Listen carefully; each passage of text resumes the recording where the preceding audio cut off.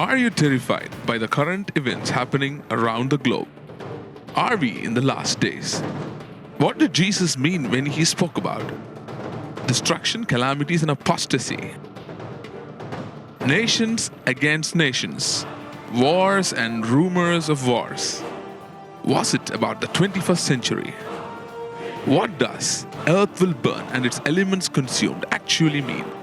The Antichrist, 666, 70-week prophecy, and the Great Harlot. What's the time of their appearance? What relation President Obama has with the rapture? When will the next temple in Jerusalem be built? What did Peter mean when he said he was living in the last days? What about the two witnesses? Should our children die as martyrs? If you're interested in knowing these things, join us. End Times. So Matthew 21 is where Jesus is entering to Jerusalem on the colt. மத்தேயு 21 தான் இயேசு எருசலேம் பட்டணத்துக்குள்ள நுழைகிறார் கழுதையின் மேல. And blessed is the one who comes in the name of the Lord. கர்த்தரால் ஆசீர்வதிக்கப்பட்டவர் உள்ளே வரும் என்று அப்பதான் சொல்றாங்க. And then he enters into the temple, cleanses them, makes a whip, turns the tables. அவர் எருசலேம் தேவாலயத்துக்குள்ள சென்று ஒரு சாட்டையை தயார் பண்ணி அங்க இருக்கிற வியாபாரம் செய்யறவங்களெல்லாம் அடிச்சு வெளியே பத்தி விட்டுறாரு. சபையை சுத்திகரிக்கிறார் ஆலயத்தை. And then there is an incident mentioned in verse 18. As he goes out, he is hungry. He looks for fruit in the fig tree and he curses it. 18ஆம் வசனத்துல அவர் வெளியே வராரு பட்டணத்தை விட்டு. அவர் ரொம்ப பசி எடுத்துருக்கு, பார்க்குறாரு ஏதாவது சாப்பிட கிடைக்குமான்னு. ஒரு அத்தி மரத்தை பார்க்குறாரு, அந்த மரத்தில் எதுவுமே இல்லை, ஒரு இலைகள் மட்டும்தான் இருக்கு. And then he says, he explains that incident saying, if you have faith of a mustard, you look at the mountain and you say removed, it shall be removed. அவர் அதை சபிக்கிறாரு, சபிச்சோன்னா பட்டு போயிடுது. பட்டு போன பிறகு அந்த நடந்த சம்பவத்தை விளக்குகிறாரு. உங்களுக்கு ஒரு கடுகளவு விசுவாசம் இருந்தால் நீங்கள் சொன்னால் நீங்கள் சொன்னபடி ஆகும் என்று சொல்கிறார். Then he comes into the temple again. திருப்பியும் தேவாலயத்துக்குள்ள வருகிறார். And the chief priests and the elders, they confront him and they ask him, by what authority are you doing? பிரதான ஆசிரியரும் அங்க இருக்க மூப்பர்களும் அவரை கேக்குறாங்க, நீ என்ன அதிகாரத்தில் இப்படிலாம் செய்கிறீர் அப்படின்னு கேக்குறாங்க. Then he says, is the baptism of John, is it from heaven or men? உடனே இயேசு அவங்களுக்கு கேள்விக்கு பதிலுக்கு ஒரு கேள்வி கேட்கிறார். யோவானின் ஞானஸ்தானம் தேவனிடத்தில் உண்டாயிற்றா இல்ல மனிதனால் உண்டாயிற்றான்னு கேக்குறாரு. They refuse to answer. Then he also refuses to answer. அவர்கள் அதுக்கு பதில் தர மறுக்கிறார்கள். இயேசுவும் பதில் தர மறுக்கிறார். Then he goes ahead into a series of parables. அவர் அதுக்கப்புறம் பல ஓமைகளுக்குள்ளாக கடந்து செல்கிறார். And one of the parable is the vine dressers, where he says, he sends servants to gather fruit. ஒரு ஓமையில ஒரு திராட்சை தோட்டக்காரர் பற்றின ஒரு கதை. அதுல வேலைக்காரர்களை போய் திராட்சை பழங்களை போய் அறுவடை செஞ்சுட்டு வாங்க அப்படின்னு அனுப்புறாரு. But what are the vine dressers doing? அந்த வேலைக்காரங்க என்ன பண்றாங்க? They kill the servants. அந்த வேலைக்காரர்கள் போய் அந்த வந்த வேலைக்காரன் என்ன பண்றாங்க? இங்க இருக்க அந்த திராட்சை தோட்டத்தை பார்த்து கொள்றவங்க கொன்றாங்க. Then the master says, I will send my son. At least they will look at my son and bear fruit. Give fruit. திராட்சை தோட்ட உரிமையாளர் என்ன சொல்றாரு? வேலைக்காரன் அனுப்புனா இந்த திராட்சை தோட்டத்தை பார்த்து கொள்றவங்க கொண்டுகிட்டே இருக்காங்க. நான் என் பையனே அனுப்புறேன். என் பையனை பார்த்தா அவங்க என் பையனை பார்த்தா வச்சு அவங்க அந்த திராட்சை பழங்களை தந்துருவாங்க அப்படின்ற நம்பிக்கையில் அனுப்புறாரு. But these guys say, come, let us kill him and seize his inheritance. உடனே இந்த திராட்சை தோட்டத்தை பார்த்து கொள்கிறவர்கள் என்ன சொல்றாங்க? இந்த பையனை கொண்டுட்டா இந்த பையனுக்குரிய எல்லா சொத்தும், அதாவது இந்த திராட்சை தோட்டம் முழுவதும் நம்மளுக்கு சொந்தமாகி விடும் அப்படின்னு சொல்றாங்க. Jesus says in verse 42, the stone which the builders rejected has become the chief cornerstone. இயேசு 42ஆம் வசனம் சொல்றாரு, ஆகாதென்று தள்ளப்பட்ட கல் தலைக்கு மூலக்கல்லாய் விட்டது என்று சொல்றாரு. And verse 43 is important. 43ஆம் வசனம் முக்கியமான வசனம். Therefore I say to you, the kingdom of God will be taken from you. From whom? ஆகையால் தேவனுடைய ராஜ்யம் உங்களிடத்திலிருந்து நீக்கப்பட்டு.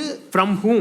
யாரிடத்திலிருந்து நீக்கப்பட்டு அப்படின்னு சொல்றாரு. He is speaking to the Pharisees. He is speaking to this Judaic religion which is so different from Mosaic thing. What God gave to Moses now has been corrupted. Now there is only a form of religion. Nothing that God gave on the mountain is there. Only the form of religion is there. அவர் யார்கிட்ட பேசிட்டு இருக்காரு? அங்க இருந்த யூத மத கோட்பாட்டில் வைத்திருந்த இந்த பரிசேயரிடத்திலும் சதிசேயரிடத்திலும் பேசிட்டு இருக்காரு. தேவன் அவர்களுக்கு கொடுத்தது வந்து மோசேயின் எடுத்து கொடுத்த நியாயப்பிரமாணத்தை அவங்க திருத்தி வச்சிருக்காங்க, வேற விதமா வச்சுக்கிறாங்க. அவங்ககிட்ட சொல்றாரு, தேவன் ராஜ்யம் உங்ககிட்ட இருந்து பிடுங்கப்பட்டு கொடுக்கப்படும் அப்படின்னு சொல்றாரு. So I told you in the beginning, Pharisees, Sadducees, all these groups are not in the Old Testament. These are all Judaic religion, fighting and forming all these groups. So நம்ம சொன்னா முதல்ல பரிசேயர் சதிசேயர்லாம் பழைய ஏற்பாட்டில் இல்லை, அவங்க அந்த புதிய ஏற்பாட்டில் தான் அவங்க வராங்க. அவங்க எப்படி வராங்கன்னா அவங்கவுங்க சொந்த கருத்தினால உண்டாக்கி அவங்க வராங்க. One group believes in resurrection, the other group doesn't. And so all these groups are Judaic religion. It has got nothing to do with Mosaic law which was God given. ஆகவே இவைகளாம் பார்த்தீங்கன்னா யூத பாரம்பரிய மதங்கள் என்று சொல்லலாம். மோசேயின் நியாயப்பிரமாணம் அல்லது மோசேக்கு மூலமா தேவன் பேசின காரியங்களுக்கும் இவைகளுக்கும் சம்பந்தம் இல்லாமல் போய்விட்டது. So even though they have the form and the appearance of God-given thing, now they've totally lost connection with God. God is not in the temple, and they are becoming cancerous and leprous. மோசேயினுடைய நியாயப்பிரமாணம் மற்றும் பழைய ஏற்பாட்டு பிரமாணங்கள் எல்லாம் அவங்க கையில இருந்தாலும் எப்படி ஆகிவிட்டது என்றால் அவர்களுக்கும் தேவனுக்கும் சம்பந்தம் இல்லாமல் போய்விட்டது. அவர்கள் ஒரு கேன்சர் போல அல்லது ஒரு வியாதி போல இந்த ஹோல் சிஸ்டம்ல அவங்க அப்படி மாறிட்டாங்க. So Jesus looks at them and says, the kingdom of God will be taken from you and will be given to a nation bearing the fruits thereof. ஆகவே இயேசு அவர்களை பார்த்து சொல்லுகிறார், தேவனுடைய ராஜ்யம் உங்களிடமிருந்து எடுக்கப்பட்டு வேறே மக்களிடம் வேறே ஜாதிகளிடம் அது கொடுக்கப்படும் என்று சொல்லுகிறார். In verse 45, now when the chief priests and Pharisees heard his parables, they perceived that he was speaking of them. ஆகவே 45 வசனத்தை பார்க்கிறோம். பரிசேயரும் சதுசேயரும் இதெல்லாம் கேட்டபோது அவர்கள் புரிந்து கொண்டார்கள், இயேசு அவர்களை பற்றி தான் சொல்லிக் கொண்டிருக்கிறார் இந்த உவமை என்று. And when they sought to lay hands on him, they feared the multitudes because they took him for a prophet. அவர் மேல கை வைக்கலாம், அவரை ஏதாவது பண்ணலாம் அப்படின்னு நினைக்கும் போது அவர்களுக்கு பயம் வந்தது. ஏன்னா பெரிய கூட்டம் அவரை தீர்க்கதரிசி என்று பின்பற்றி கொண்டிருக்கிறது. ஆகவே அந்த கூட்டத்துக்கு பயந்து அவர்கள் எதுவும் செய்யவில்லை. So this is chapter 21 is where he is going head on. He is looking at them and saying, guys, from you the kingdom of God is being taken. ஆகவே இந்த 21 அதிகாரத்துல பாத்தீங்கன்னா அவர் That's where he starts direct. இந்த இடத்துல நேரடியாக அவர் சொல்ல ஆரம்பிக்கிறார். என்ன ஆரம்பிக்கிறார் என்றால், ராஜ்யம் உங்களிடமிருந்து எடுக்கப்பட போகிறது. And of course he is speaking through parables. உவமைகள் மூலமாக தான் பேசுகிறார். And then he comes up with the next parable which says the kingdom of heaven is like a certain king who arranged a marriage and all these things, but they don't come for the feast. So he sends verse 7, but when the king heard about it, he was furious. He sent out his armies, destroyed those murderers, burnt up their city. ஆகவே இந்த அடுத்த உண்மை பார்க்கிறோம். ஒரு ராஜா எப்படி தன்னுடைய குமாரனுடைய கல்யாணத்துக்கு சில பேரை வரவழைத்தான், ஆனால் அவர்கள் வரவில்லை. அவன் என்ன செய்தான் என்று சொல்லப்பட்டிருக்கிறது என்றால், அவன் தன் ராணுவத்தை அனுப்பி அந்த பட்டணத்தை இடித்து அதை எரித்து போட்டான் என்று பார்க்கிறோம். So he's saying all those things, and he says about the guy who doesn't have a wedding dress, bind him hand and foot, take him away, cast him into outer darkness, there will be weeping and gnashing of teeth. ஆகவே அப்புறம் பார்க்கிறோம் அந்த கல்யாண வஸ்திரம் தரித்திராத மனிதனை பற்றி அவனை சொல்றாரு, இவனை தூக்கி கொண்டு போய் புறம்பான இருளிலே போடுங்க, அங்கே அழுகையும் பற்கடிப்பும் உண்டாயிருக்கும். So the many words that are used for hell, Gehenna, is all these things. I mean, in most of the places it talks about this Jerusalem dump which burns. For example, here we have a place, I think near Pallikarnai, where there is a dump and smoke will be constantly coming because they keep burning.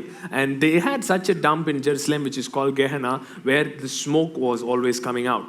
எருசலேமுக்கு வெளியே பார்த்தீங்கன்னா கெஹனா அப்படின்னு ஒரு இடம் இருந்தது. இந்த நரகம்லாம் நமக்கு Bible நிறைய வருகிற வார்த்தைகள்லாம் பார்த்தீங்கன்னா சில வார்த்தைகள் அந்த கெஹனா என்ற வார்த்தை தான் வருது.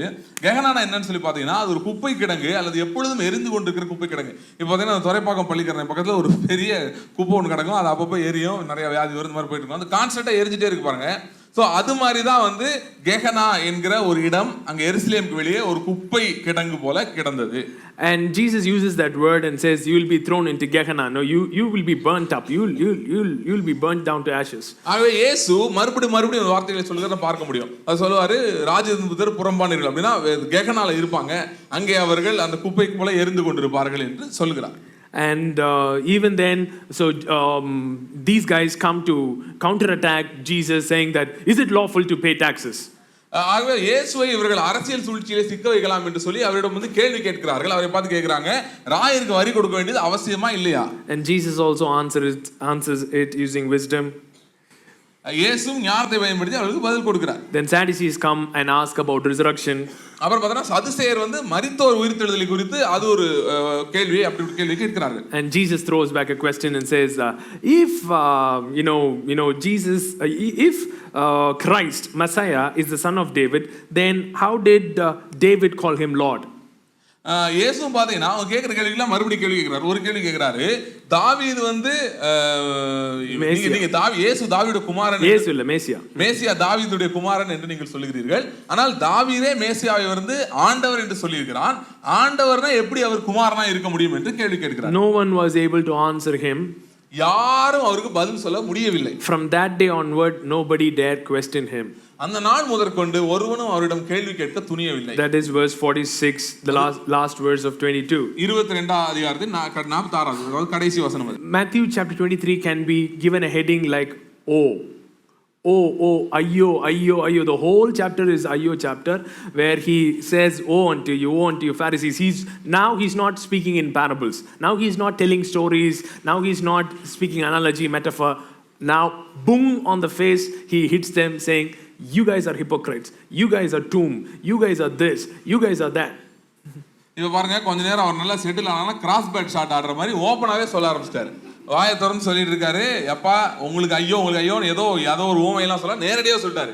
பரிசேயரே நியாய சாஸ்திரின்னு சொல்லி அந்தந்த டிபார்ட்மெண்ட்டை தனித்தனியா சொல்லி அட்டாக் பண்ண ஆரம்பிச்சாரு ஓப்பனா. Every part of whatever they were doing, the offering they were receiving, they were swear by the altar, he ripped apart every tradition known.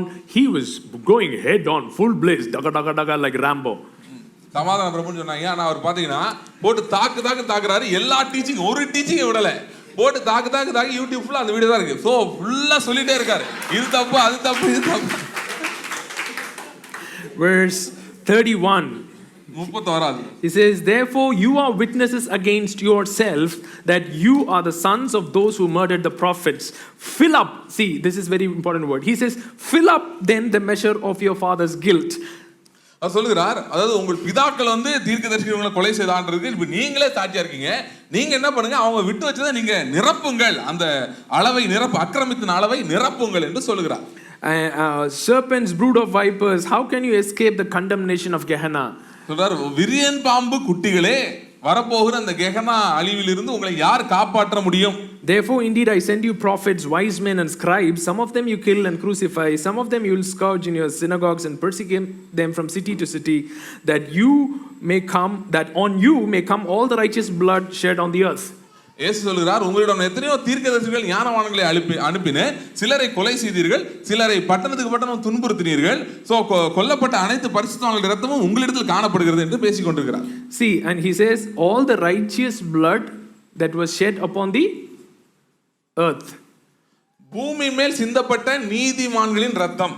So earth means, was every blood that was spilt on the earth, was it upon these guys?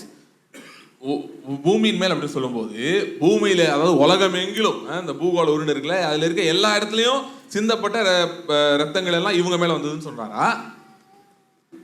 From Abel, ஆபேல் முதற்கொண்டு என்று சொல்லுகிறார். And then he goes and says, righteous Abel to the blood of Zachariah the son of Barakiah, whom you murdered between the temple and the altar. So அதுல இருந்து ஆரம்பிச்சு சகரியா அப்படின்னா அந்த யோய்தா என்ற பிரதான ஆசாரியனோட பையன், ஸோ அவனுடைய ரத்தம் வரைக்கும் பலிபீடத்தின் மேல் சிந்தப்பட்டது என்று சொல்கிறார். So basically he is talking about the righteous line. ஆகவே the righteous line, ஆகவே அந்த நீதியின் கோடை குறித்து பேசிக் கொண்டிருக்கிறார். No, righteous line from Abel, Noah, righteous in the sense not morally righteous comparatively to the other people. அதாவது நீதிமான்களின் சந்ததி என்று சொல்லலாம். அப்படி நீதிமான்கள் சொல்லும்போது ஏதோ குற்றமற்றவர்கள் என்று கிடையாது, மற்றவர்களோடு கம்பேர் பண்ணும்போது அவர்கள் சிறந்தவர்களாக இருந்தார்கள், அவர்களுடைய ரத்தங்கள் எல்லாம் சிந்தப்பட்டது. So from Abel, he comes, and he says, even to the last guy whom you murdered just now, all these blood shall come upon you. So அவர் சொல்றாரு அங்க இருந்து ஆரம்பிச்சு நீங்க கடைசியா கொண்டு தீர்க்கதரிசி வரைக்கும் எல்லா காரியமும் உங்கள் மேல் கேட்கப்படும். So the earth, the word is gay. ஆகவே இங்கே பூமி பயன்படுத்துகிற வார்த்தை கே என்கிற வார்த்தை. The Greek word, இது ஒரு கிரேக்க வார்த்தை, which is local. The land. பூமி வானம் பார்த்த பூமிங்க அப்படி சொல்லுவாங்க. வானம் பார்த்த பூமின்னு என்ன? மழையை எதிர்பார்த்து இது என்ன இருக்கு? Our piece of land is always looking forward for rain. We don't have a motor to water the earth. That's so பூமி. So when we say பூமி, at that context, it's a piece of land. So we are not talking about the entire earth. இப்போ தாய் பூமின்னு தமிழ்ல சொல்லுவாங்க பாத்தீங்களா? India தாங்க எங்க தாய் பூமி, இல்ல திருநெல்வேலி தாங்க தாய் பூமி அப்படி சொன்னா அந்த ஒரு குறிப்பிட்ட பூமியின் ஒரு பகுதியை குறிப்பிடுகிறார்கள். அந்த வார்த்தை தான் கே என்கிற வார்த்தை. So he's saying on this earth, the earth, this is very, very important because this is where the problem comes.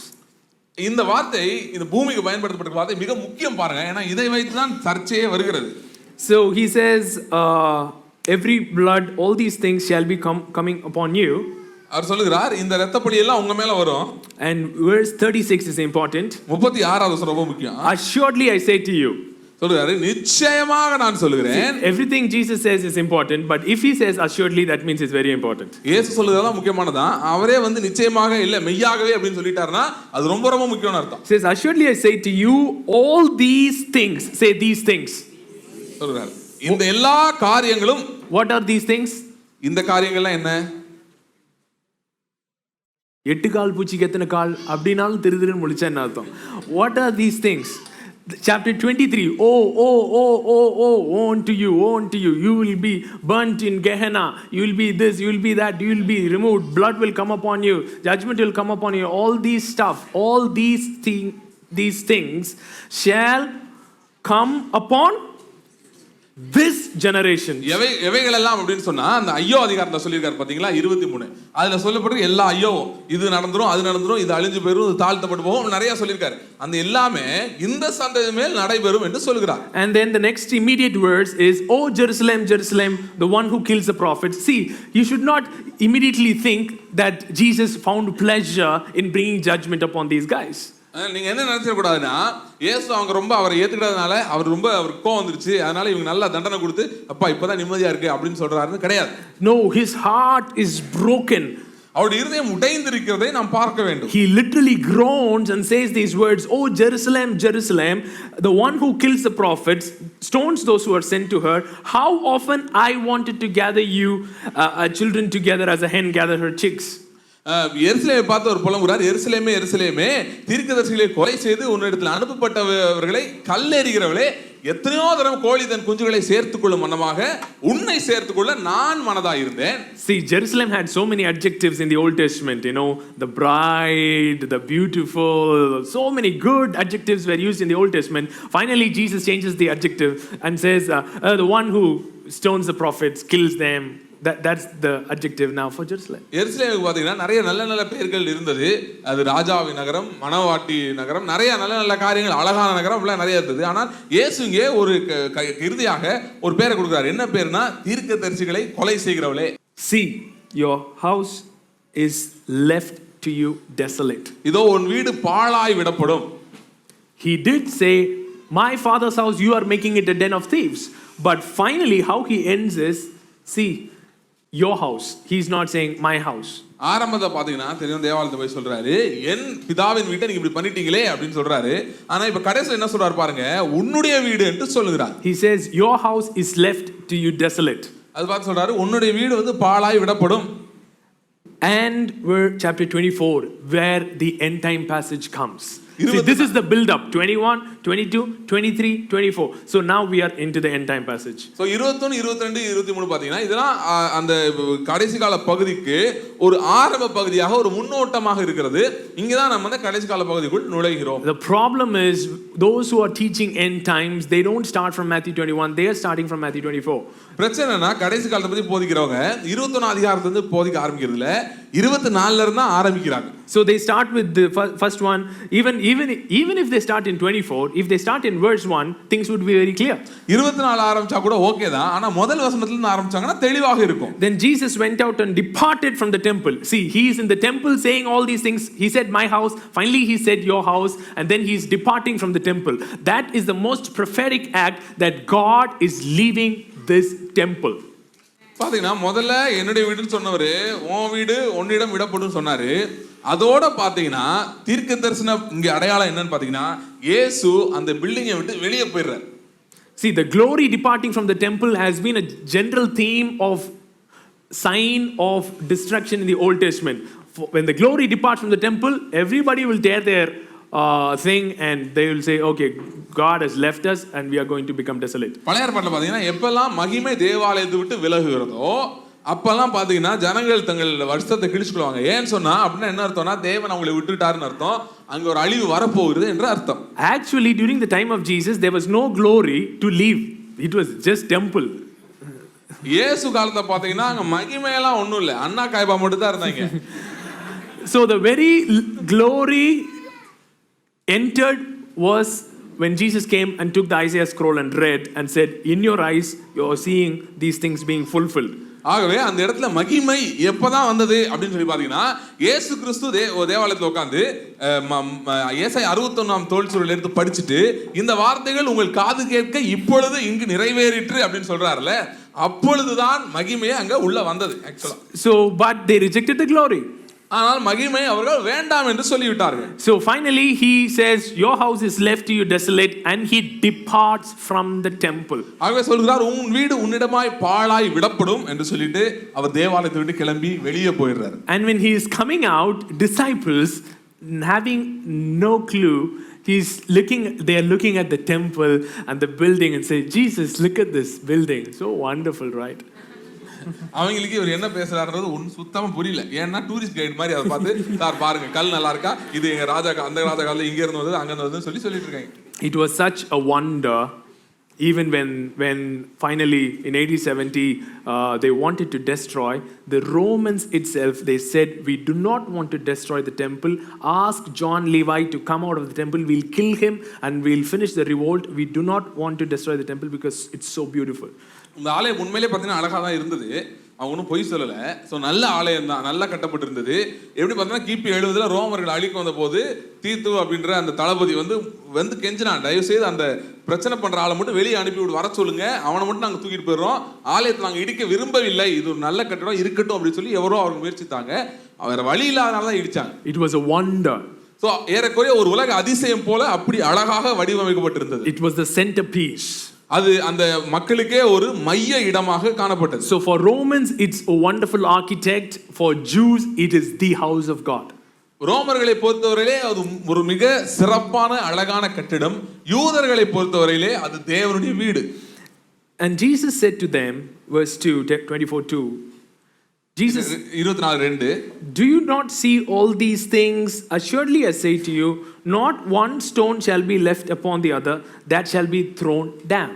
ஏசு சொல்றார், இது பாத்தீங்களா பில்டிங்லாம் ரொம்ப நல்லா இருக்குல்ல, ஆனா இதுல ஒரு கல் மேல் ஒரு கல் இராதபடி எல்லாம் இடிக்கப்பட்டு போகும். See, when I said Jesus left the temple, the glory departed, you guys clapped. I don't know why, but you guys clapped. இயேசு தேவாலயத்துக்கு போனாரு அப்படின்னா மகிமை வெளியே போயிருச்சு சொன்னே சில பேர் கை தட்டினீங்க. எது கை தட்டினீங்கன்னு சத்தியமா தெரியாது. Because you are here post cross, post everything, 2000 years after grace revolution, everything. Now you understand that you are the temple. So when you hear that Jesus left the building, you are able to appreciate that and you are able to clap your hands. நீங்க வந்து ஏன்னா probably ஏன்னா 2000 வருஷத்துக்கு அப்புறம் நம்ம இருக்கிறோம். அது மட்டும் இல்ல பல ரிவைவல் பார்த்துட்டோம்.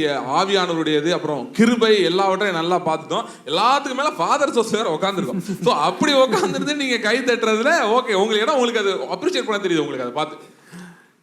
But for Jesus' disciples, especially for Peter and Simon and all these guys, it was a heart attack moment when Jesus said, one stone will not be upon the other. ஆனால் யூதர்களுக்கு அப்படி இருக்க வாய்ப்பே இல்லை. குறிப்பாக பேதுரு மற்ற சீஷர்கள் இவங்கெல்லாம் பக்தியுள்ள யூதர்கள். ஆகவே இவங்களுக்கு அதை ஏற்றுக்கொள்ள முடியாத ஒரு ஹார்ட் அட்டாக் போன்ற ஒரு காரியமாக அது இருந்தது. You know, some people tell me, you can change the way you present because you're offensive. Don't use some languages which are offensive, which I understand. சில பேர் சொல்றாங்க, ஐயா நீங்க பேசுறது கொஞ்சம் மாத்தினாதான் என்ன, ஏன் இப்படிப்பட்ட வார்த்தைகள் எல்லாம் பயன்படுத்த வேண்டும், புண்படுத்தாத அமைதியான வார்த்தைகள் பயன்படுத்தாமலான்னு சொல்றாங்க. சரி, அதை நான் ஏற்றுக்கொள்றேன் ஓரளவுக்கு. Bong, don't make such statements on the face. You know, take it slow. Richard Johnson bouncer மாதிரி தலையில போடாதீங்க அப்படின்னு சொல்றாங்க. I understand. I'm totally for it. I'm just praying that I should change. But when I read Jesus, this was such a bouncer for those fellas. இது நீங்க பாத்தீங்கன்னா எப்படி இருக்குன்னா இந்த பகுதிகளெல்லாம் நீங்க போய் படிச்சு பாத்தீங்கன்னா ஏதோ இயேசு காபால பவுலிங் போட்ட மாதிரி இருக்கு. எல்லா பாலும் நெஞ்சுக்கே வருது. And he says that and goes and sits on Mount Olives. இதெல்லாம் நல்லா சொல்லிட்டு அமைதியா போய் ஒலிவ மலையில உட்கார்ந்தார். So these guys go to him. So இந்த சீஷர்கள் அவர்ட்ட போறாங்க. And they're asking him. போய் கேக்குறாங்க. 3 questions. 3 கேள்விகள் கேக்குறாங்க. When shall these things be? இவைகள் எப்பொழுது சம்பவிக்கும்? What are these things? இவைகள்னா எது? In chapter 20 through all the அந்த 23 சொல்லப்பட்ட அழிவுகள் எல்லாம் with culminating with the temple being destroyed, not one stone being left upon the other. ஒன்னொன்னா இடிஞ்சு போய் முடிவாக தேவாலயமே இடிஞ்சு போய் எல்லாம் ஒரு கல் மேல ஒரு கல் இராதவே இடிஞ்சு போறது. So when shall these things be? இவைகள் எப்பொழுது சம்பவிக்கும்? First question. முதல் கேள்வி. Second question. இரண்டாவது கேள்வி. What is the sign of your coming? உம்முடைய வருகைக்கு அடையாளம் என்ன? The third question. மூணாவது கேள்வி. What is the end? When is the end of the world? உலகத்தின் முடிவு எப்பொழுது? See, I am standing here in India. இப்ப நான் இந்தியால நின்னுட்டு இருக்கேன். And how many of you been to Delhi? How many of you been to Parliament? எத்தனை பேர் டெல்லி போயிருக்கீங்க? எத்தனை பேர் பார்லிமென்ட் போயிருக்கீங்க? How many of you gone inside? எத்தனை உள்ள போயிருக்கீங்க? Inside the Parliament. You know, நீங்க தான் போனுட்டீங்களா? How did you go? எப்படி போனீங்க உள்ள? Okay. Okay. So he has a visitor's pass and he goes inside. அங்கிளுக்கு விசிட்டர்ஸ் பாஸ் இருந்திருக்கு. அதை வச்சு உள்ள போயிருக்காங்க. And he stands there and says, this will be destroyed, one stone will not be upon the other. Visitor pass வச்சு உள்ள போய் நின்னுட்டு இதெல்லாம் பாக்குறீங்கல்ல, ஒரு கல் மேல ஒரு கல் இல்லாம எல்லாமே இடிஞ்சு போயிரும் அப்படின்னு சொன்னா Will he come out? வெளியே வருவாரா?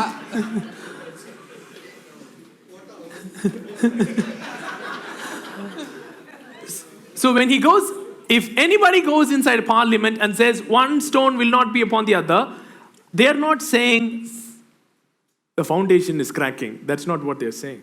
இப்போ போயிட்டு ஒரு கல் மேல ஒரு கல்லாம் இடிஞ்சு போயிருன்னு சொன்னா ஏதோ ஃபவுண்டேஷன் கிராக் ஆக போகுது, அஸ்திபாரம் ஆட போகுது, ஆடி கிராக் ஆயிட்டு இருக்குன்னு சொல்லல. அந்த அர்த்தம் இல்ல. What is that meaning? அப்படின்னா என்ன அர்த்தம்னா India is going to be destroyed. இது பார்லிமெண்ட் ஆடுதுன்னா பார்லிமெண்ட் பில்டிங் ஆடுதுன்னு கிடையாது, இந்தியாவே அழிய போகுது என்று அர்த்தம். Because the final thing they want to protect is the White House. The final thing they want to protect. So in the Twin Tower, the other thing was going towards White House. But one fellow said, I don't care. I'll risk my life and save White House. And he jumped in and saved the White House. அது பார்த்தீங்கன்னா வெள்ளை மாளிகையை வந்து 9/11 வந்து ஒரு flight போய் அடிக்க போனப்போ, ஒயிட் ஹவுஸ் அடிக்க போனப்போ அவர்கள் அதை தடுத்து விட்டார்கள். என்னானாலும் பரவாயில்ல, எப்படியாவது நிறுத்திட்டாங்களே தவிர. ஏன்னா என்றைக்கு ஒரு அந்த தேசத்தின் மையமான ஒரு கட்டடம் தாக்கப்படுகிறதோ அன்றைக்கு தேசமே அழிந்ததாக, தேசமே தாக்கப்பட்டதாக அர்த்தம். Yeah, so this is such an important thing. இது ரொம்ப முக்கியமான காரியம். So if I'm going to take you all to the parliament and if I'm going to say such a statement, what will your follow-up question be? இப்போ நான் உங்களை எல்லாம் parliament கூட்டு போய் இது மாதிரி சொல்றேன்னு வைங்களேன், ஒரு கல்லில் மேல கொல்லாம எல்லாம் இடிச்சு போறேன்னா நீங்க உடனே என்ன கேள்வி கேட்பீங்க? you will ask, when will these things happen? எப்பொழுது இவைகளெல்லாம் சம்பவிக்கும் அப்படின்னு கேட்பீங்க. If a guy loves a girl, ஒரு பையன் வந்து ஒரு பொண்ணு விரும்புறான், நேசிக்கிறான், as usual the girl rejects him. அந்த பொண்ணு வேணாம்னு சொல்லிச்சுனீங்களே. What is this guy telling? அந்த பையன் என்ன சொல்றான்? என் உலகமே முடிஞ்சிருச்சுடா. My whole world has crashed, Jesus. உலகமே முடிஞ்சிருச்சு. See, for the word world, okay? I'll come to the sign of your coming later. வருகையின் அடையாளம் அது குறித்து நம்ம பின்னாடி வரலாம். When is the end of the world? உலகத்தின் முடிவு எப்பொழுது? When is the end of the world? This word world is aion in Greek. நல்லா குறிச்சுக்கோங்க. ஏற்கனவே ஒரு வார்த்தை பார்த்தோம், இது அடுத்த வார்த்தை aeon என்கிற வார்த்தை. The first is earth is G, which is nothing but land or பூமி. முதல்ல வந்து உலகத்துக்கு போட்டிருக்க வார்த்தை என்ன? கே அப்படின்ற வார்த்தை. கே அப்படின்னா இந்த பூமி, ஏரியா அப்படின்னு அர்த்தம். Earth. மொத பூமி. The word world has aion. அடுத்து பாத்தீங்கன்னா உலகம் aeon அப்படின்ற வார்த்தை இருக்கு. aeonன்ற வார்த்தை or aionios. இல்லனா aionios அப்படின்னு இன்னொரு வார்த்தை இருக்கு. Which is translated everlasting, which is nothing but age enduring. இல்லனா எப்படி சொல்லலாம்னா அது ஒரு the variant of word aion is aionios is everlasting, which is nothing but age enduring. aionios அப்படினு சொல்லும்போது அது வந்து நித்தியம் என்று வருகிறது. சோ அதில இருந்து aeon என்கிற வார்த்தை வருகிறது. aeon அப்படினு சொன்னா ஒரு யுகம் அல்லது ஒரு காலம். Okay, so aeon is one of the word. aeon என்பது ஒரு வார்த்தை which talks about age. அது ஒரு காலம் அல்லது யுகத்தை குறிக்கிறது. And the other word is cosmos. இன்னொரு வார்த்தை இருக்குது, அது cosmos என்கிற வார்த்தை. Cosmos is an ordered, structurally arranged stuff. Cosmos அப்படி சொன்னா ஒழுங்காக ப்ராப்பரா அடுக்கி வைக்கப்பட்டிருக்கிற ஒரு காரியம்.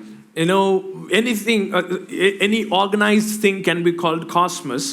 Ultimately, it refers to universe, and the context has to tell what it is talking about. ஆகவே பொதுவாக பாத்தீங்கன்னா இப்ப காஸ்மோஸ் அப்படின்ற வார்த்தை எப்படி வருதுன்னா ஒரு ஒழுங்காக வைக்கப்பட்டிருக்கிற எந்த காரியத்தையும் குறிக்கும். கான்டெக்ஸ்ட் வச்சு தான் அதோடைய அர்த்தத்தை நாம் வருதி கொடுக்கிறோம், அது பின்னணித்தை வைத்து. இறுதியாக எதை குறிக்கக்கூடியது காஸ்மோஸ் என்று சொன்னால் உலகம் முழுவதையும் அல்லது அண்ட சராசரங்கள் எல்லாத்தையும் சேர்த்து காஸ்மோஸ் என்று சொல்ல முடியும். This word age is often used in the New Testament. புதிய ஏற்பாட்டில் பார்த்தீங்கன்னா இந்த ஏயான் ஏஜ் அல்லது யுகம் என்கிற வார்த்தை அநேக இடங்களில் பயன்படுத்தப்பட்டிருக்கிறது. 2 Timothy chapter 1 verse 9 and 10, our famous verse, the grace which was given in Jesus Christ before the time of the ages. 2 தீமோத்தேயு 1:9 முதல் 10 அதுல பாத்தீங்கன்னா கிறிஸ்து இயேசுவில் கொடுக்கப்பட்ட கிருபை, அதாவது அது எதற்கு முன்பாக கொடுக்கப்பட்டது என்றால் காலங்களுக்கு முன்பாக, யுகங்களுக்கு முன்பாக, before the time of the ages. இந்த காலங்கள் ஆரம்பித்த காலத்திற்கு முன்பாக. You know, Titus chapter 1 verse 1 to 3. தீத்து 1:1-3. God who does not lie promised this eternal life before the time of the ages. உலக தோற்றத்துக்கு முன்னே, அதாவது இந்த யுகங்களின் தோற்றத்துக்கு முன்னே தேவன் வாக்கு பண்ணினார் என்று வாசிக்கிறோம். 1 Corinthians chapter 2 verse 6 to 8. 1 கொரிந்தியர் 2:6-8. You know, we do not speak a message of wisdom of this age or the rulers of this age. இந்த யுகத்தின் ஞானத்தை நாங்கள் பேசவில்லை. How does it come in Tamil? தமிழ்ல எப்படி வருது? இப்பிரபஞ்சத்தின், okay, the god of this age, பிரபஞ்சத்தின் அதிபதி. பிரபஞ்சம், what does பிரபஞ்சம் mean? Huh? That's what. See, what they have done is பிரபஞ்சம் they took cosmos, but it should be, the word world should be aion. Are you getting you know where the confusion is? என்ன விஷயம் பாத்தீங்கன்னா இங்க பிரபஞ்சம்ன்றப்போ என்ன பண்ணிட்டாங்கன்னா Cosmos என்கிற வார்த்தையை அவர்கள் பயன்படுத்தி விட்டார்கள். அதுதான் தவறு. காஸ்மோஸ் என்கிற வார்த்தை கிடையாது, ஏயான் என்கிற வார்த்தை தான் நீங்க வர வேண்டும். So aeon is age. ஆகவே ஏயான் என்று சொல்லும்போது அது யுகம் அல்லது ஒரு காலத்தை குறிக்கிறது. For example, in Hebrews 1, எபிரேயர் 1ல பாத்தீங்கன்னா God who at various times in the past spoke to our fathers part by part, but in these last days, பூர்வ காலங்களில் பங்கு பங்காகவும் வகை வகையாகவும் நம்முடைய பிதாக்களுக்கு தம்மை திருவலம் பட்டின தேவன் இந்த கடைசி நாட்களில் என்று வாசிக்கிறோம். Even in Ephesians chapter 2, எபேசியர் 2, in order that in the coming ages he might show the incomparable riches of his grace. வருகிற நாட்களிலே தம்முடைய கிருபையின் ஐஸ்வரியத்தை அவர் விளங்க பண்ணுவதற்காக. Ages, coming ages. வருகிற காலங்களில். And in Ephesians chapter 3 it says, for in ages past the mystery was kept. Paul often uses for ages the mystery was kept, but in these last days it has been revealed. இத்தனை நாட்களாக இந்த ரகசியம் வைக்கப்பட்டிருந்தது, இப்பொழுது இது வெளியாக்கப்பட்டிருக்கிறது, வெளிப்படுத்தப்பட்டிருக்கிறது. So you should understand, even Jesus said, those who leave mother or father or houses, what will happen? In this age and the age to come. Okay? So what is the age to come? If the age to come is eternity, what are we talking about? If in this age you leave a house, in the age to come you'll have a lot of houses? Is that what? இப்போ இயேசு சொன்னார், இம்மை மறுமைன்னு சொல்லி அது தமிழ்ல வரும். இம்மையிலே நீங்க எதை நீங்க இழந்தாலும் சரி, நீங்க எனக்காக எதை விட்டீங்களோ இம்மையிலும் மறுமையிலும் நீங்கள் அதை பெற்றுக்கொள்வீர்கள். இப்போ வீடு விட்டுருந்தீங்கன்னா இம்மையிலும் மறுமையிலும் உங்களுக்கு வீடுகள் கிடைக்கும் அப்படின்னு சொல்லியிருந்தாரு. ஸோ அப்படின்னா என்ன, லிட்டரலா வீடு அதை பத்தி சொல்லிட்டு இருக்காரா? அது அந்த இம்மை மறுமைனா எதை குறிக்கிறது? So age was according to seasons and constellations. ஆகவே ஏஜ் அப்படின்னு நம்ம சொல்லும்போது அது எதை பற்றி வருகிறது என்று சொன்னால் வெவ்வேறு சீசன்ஸ் பற்றி வருகிறது. Constellations according to the stars. நட்சத்திரங்களுடைய அமைப்பு அதை பற்றியும் வருகிறது. So when the appointed time, at the right age, Christ was born and there was a star. So ஒரு குறிப்பிட்ட காலத்திலே இயேசு பிறந்தார். அப்ப பாத்தீங்கன்னா ஒரு நட்சத்திரம் வானத்திலே காணப்பட்டது. Even the gospel was explained to Abraham using the stars. ஆபிரகாமுக்கு பாத்தீங்கன்னா சுவிசேஷத்தை நட்சத்திரங்களை கொண்டு தேவன் அறிவிக்கிறார். So now I don't have the time to explain the connection between ages and stars. ஆகவே இந்த காலங்களுக்கும் நட்சத்திரங்களுக்கும் இருக்கிற தொடர்பை நான் பேச நேரம் இல்லை எனக்கு இப்போ. And basically I don't want to get into greater trouble right now. So I'll leave that for some other day, but I'm saying, ages is such a well-known concept for a Jewish mind. இந்த காலங்கள் அப்படின்னு சொல்லும்போது பாத்தீங்கன்னா ஒரு யூத மனதுக்கு பாத்தீங்கன்னா அது ரொம்ப தெளிவாக அவர்கள் அறிந்திருந்த ஒரு காரியம். So they came to Jesus and said, so when is this age going to end? அவர்கள் இயேசுவிடம் சொல்றாங்க, எப்பொழுது இந்த காலம் முடிவடைய போகிறது? It was such a simple question because the threatening statement was so obvious. They were not worried about you. Do you think Peter was thinking about you and thinking, when will Obama come up with a car which will kill the entire earth? That's not what Peter was worried about when Jesus made such a statement. பேதுரு பாத்தீங்கன்னா இப்ப கேக்குறாருல, எப்போ உலகம் முடிவு வரும் அப்படி சொன்னா அவர் என்ன கேட்கலாம், எப்போ ஒபாமான்னு ஒருத்தர் வருவாரு, அவர் என்ன கார், அது கார் பீஸ்ட், இதெல்லாம் இன்னும் தெரியாதுங்க, காரே அந்த ஆளுக்கு தெரியாது. He was talking about the knife that was on his neck. அவன் என்ன கேட்டுட்டு இருக்கான்னா, ஐயா தேவாலயமே இடிஞ்சு போயிருன்னு சொல்லிட்டீங்களே, இதை கேட்டு நாங்க இடிஞ்சு போயிட்டோமே, எப்ப இது நடக்கும், இது எங்களுக்கெல்லாம் பயமுறுத்துகிற காரியமா இருக்கிறதே, அதை பத்தி அவன் கேட்டுட்டு இருக்கான். And Jesus answered. அதற்கு இயேசு பதில் சொல்கிறார், take heed that no one deceives you. Verse 4. Okay, 4வது வசனம், ஒருவனும் உங்களை வஞ்சியாதபடி பாருங்கள். Many will come in my name saying, I am Christ, I am Messiah. நிறைய பேர் என் பேரை புடிச்சிட்டு வருவாங்க, சொல்லுவாங்க நானே கிறிஸ்து, நானே மேசியான்னு சொல்லுவாங்க. And will deceive many. அநேகரை வஞ்சிப்பார்கள். And you will hear of wars and rumors of wars. யுத்தங்கள் மற்றும் யுத்தங்களின் செய்திகளை கேள்விப்படுவீர்கள். During this time, இந்த நாட்களிலே, அந்த நாட்களிலே, when Jesus was saying this thing, இயேசு இந்த ஒலிவமலையில உட்கார்ந்து பேசிட்டு இருந்தப்போ, this was the only time that Roman Empire was at peace and it was called Pax Romana. ரோம சாம்ராஜ்யமே அமைதியாய் சமாதானமாய் இருந்த ஒரே காலகட்டம் தான், அதுக்கு பேர் பாக்ஸ் ரோமானா அப்படினு சொன்னாங்க. The furthering conquest where everything were put on hold and they were basically peace prevailing. ஏற்கனவே ஒரு நிறைய டெரிட்டரி அவங்க கண்ட்ரோல் இருந்ததனால இன்னும் தொடர்ந்து போறதா கொஞ்சம் நிறுத்தி வச்சிருந்தாங்க. நிறுத்தி வச்சிட்டு எங்கும் சமாதானம் அந்த நாட்களில் நிலவி கொண்டிருந்தது. In such a context Jesus is telling you will start hearing wars again and rumors of wars again. அந்த நாட்களிலே இயேசு அவர்களை பார்த்து சொல்கிறார், யுத்தங்கள் மற்றும் யுத்தங்களின் செய்திகளை கேள்விப்படுவீர்கள் என்று. See that you are not troubled. இதெல்லாம் கேட்கும்போது நீங்க கலங்க வேண்டாம். For all these things must come to pass. இவைகள் எல்லாம் சம்பவிக்க வேண்டியது. But the end is not yet. ஆனாலும் முடிவு உடனே வராது. What end is he talking about? எந்த முடிவை பத்தி பேசிக் கொண்டிருக்கிறார்? end of that age, அந்த காலத்தின் யுகத்தின் முடிவை பேசிக் கொண்டிருக்கிறார். end of that ion. அந்த அயானை குறித்து பேசிட்டு இருக்கார். Okay, for nation will rise against nation, kingdom against kingdom. There will be famines, pestilences, earthquakes in various places. All these things are beginning of sorrows. ஜனத்துக்கு விரோதமாய் ஜனம் எழும்பும், ராஜ்யத்துக்கு விரோதமாய் ராஜ்யம் எழும்பும், பூமி அதிர்ச்சிகளும் கொள்ளை நோய்களும் பல இடங்களில் உண்டாகும். இவைகளெல்லாம் வேதனைகளுக்கு ஆரம்பம். Then they will deliver you up to tribulation and kill you, and you will be hated by all nations for my name's sake. பின்பு அவர்கள் உங்களை துன்பப்படுத்தி, உங்களை உபத்திரவப்படுத்தி, ஜெபாலயங்களுக்கு, உங்களை ஆலோசனை சங்கத்துக்கு உங்களை ஒப்புக் கொடுப்பார்கள். என் நிமித்தம் எல்லாராலும் பகைக்கப்படுவீர்கள். Then many will be offended, will betray one another, will hate one another.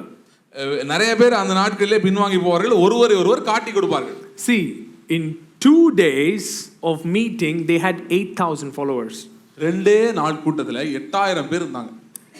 If we have 20 people in the church and we teach them for 20 years, they don't understand a thing now. இன்னைக்கு 20 பேர் வந்து 20 வருஷம் சொல்லி கொடுத்தாலும் உங்களுக்கு சரியா புரிய மாட்டேங்குது. So just 2 messages, they are all Christians right now. ரெண்டே மெசேஜ் தான், அதுல வந்து அவ்வளவு பேர் ரட்சிக்கப்பட்டாங்க. And those fellows are now being tortured. You saw how Saul is really zealous and saying there are false messiahs rising all over, and this false messiah has been treated, but you guys are telling that he is risen. I'm going to wipe out. So such persecution was happening. So they start betraying each other. They start saying, no, these guys are hiding there, these guys are hiding there. All these things are happening. So அங்கே பார்த்தீங்கன்னா நீங்கள் அந்த படத்தை பார்த்துருப்பீங்க, எப்படி வந்து பவுல் வந்து கோவத்தில் இருக்காரு சொல்லி. ஏன்னா நிறையா சவுல் வர கோவத்தில் இருக்காரு, ஏன்னா நிறையா கள்ள கிறிஸ்துக்கள் எழுப்பிட்டாங்க. இயேசுன்றவரை நாங்கள் சிலுவையிலே அரைஞ்சு கதையை முடிச்சிட்டோம், ஆனால் அவர் திரும்ப உயிரோடு எழுந்திருச்சிட்டாருன்னு நீங்கள் சொல்கிறீங்களே அப்படின்னு சொல்லி நிறையா அங்கே குழப்பங்கள் நடந்துட்டு இருக்கிறதுனால ஒருவர் காட்டி கொடுத்து கொண்டிருக்கிறாரு. And the John Levi, you know, who is a zealot, finally claims himself to be the Messiah. John லேவாய் அப்படின்னு சொல்கிற ஆள் நீங்கள் பார்த்துருப்பீங்க. அவனு ஒரு செலோத்தே அப்படின்ற அந்த terrorist group.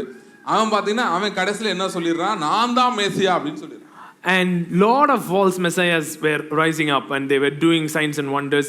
And in fact, they all had these connection with these sorcerers and doing signs and gathering people unto themselves. இவங்க எல்லாம் பார்த்தீங்கன்னா நிறைய மேசியாக்கள் எல்லா பக்கத்தும் எழுப்பிட்டுருந்தாங்க. தெருவுக்கு ஒரு ஆளு. அவங்க எல்லாரும் பார்த்தீங்கன்னா மந்திரவாதிகள் இவங்களோட தொடர்பும் இருந்ததுனால சில பொய்யான அற்புதங்கள் அடையாளங்களை செஞ்சு நான் தான் மேசியான்னு சொல்லி கூவிட்டு இருந்தாங்க. That's why even Simon the sorcerer, you know, he's doing all these things, and here comes Philip doing all these miracles, and Peter doing these miracles, finally comes and gives money and says, give me little of Jesus, put it on my head, let me also do some miracle. அதனால பார்த்தீங்கன்னா அந்த சீமோன் ஒருத்தர் இருக்கான், மாய வித்தைக்காரன் போட்டிருக்கு. அவனும் நிறைய மிரக்கல்லாம் பண்ணி அவனுக்கு டிவிலாம் ப்ரோக்ராம் கொடுத்தாங்க. அவன் போயிட்டு தான் நம்மளோட ஒரு நிறையா பண்ணுறானே, அவனுக்கு டிஆர்பி அதிகமாக இருக்கேன்னு சொல்லி அவன்கிட்ட போய் கேட்குறான், இந்த இயேசு மந்திரத்தை எனக்கு சொல்லிக் கொடு, நானும் அதை வச்சு பெரிய ஆள் ஆகிக்கிறேன், எவ்வளோ பணம் வேணும், அமௌண்ட் எவ்வளோ செட்டில் பண்ணிடுறேன், நீ பண்ணு அப்படின்னு சொல்லி கேட்குறான். All these things will be happening. இயேசு சொல்லியிருந்தார் இதெல்லாம் நடக்கும். Verse 13 13வது வசனம் is a very important verse. மிக மிக முக்கியமான வசனம். But he who endures to the end will be saved. முடிவு பரியந்தம் நிலைத்திருப்பவனே ரட்சிக்கப்படுவான். See, here what is the end? முடிவு எதுங்க? Okay?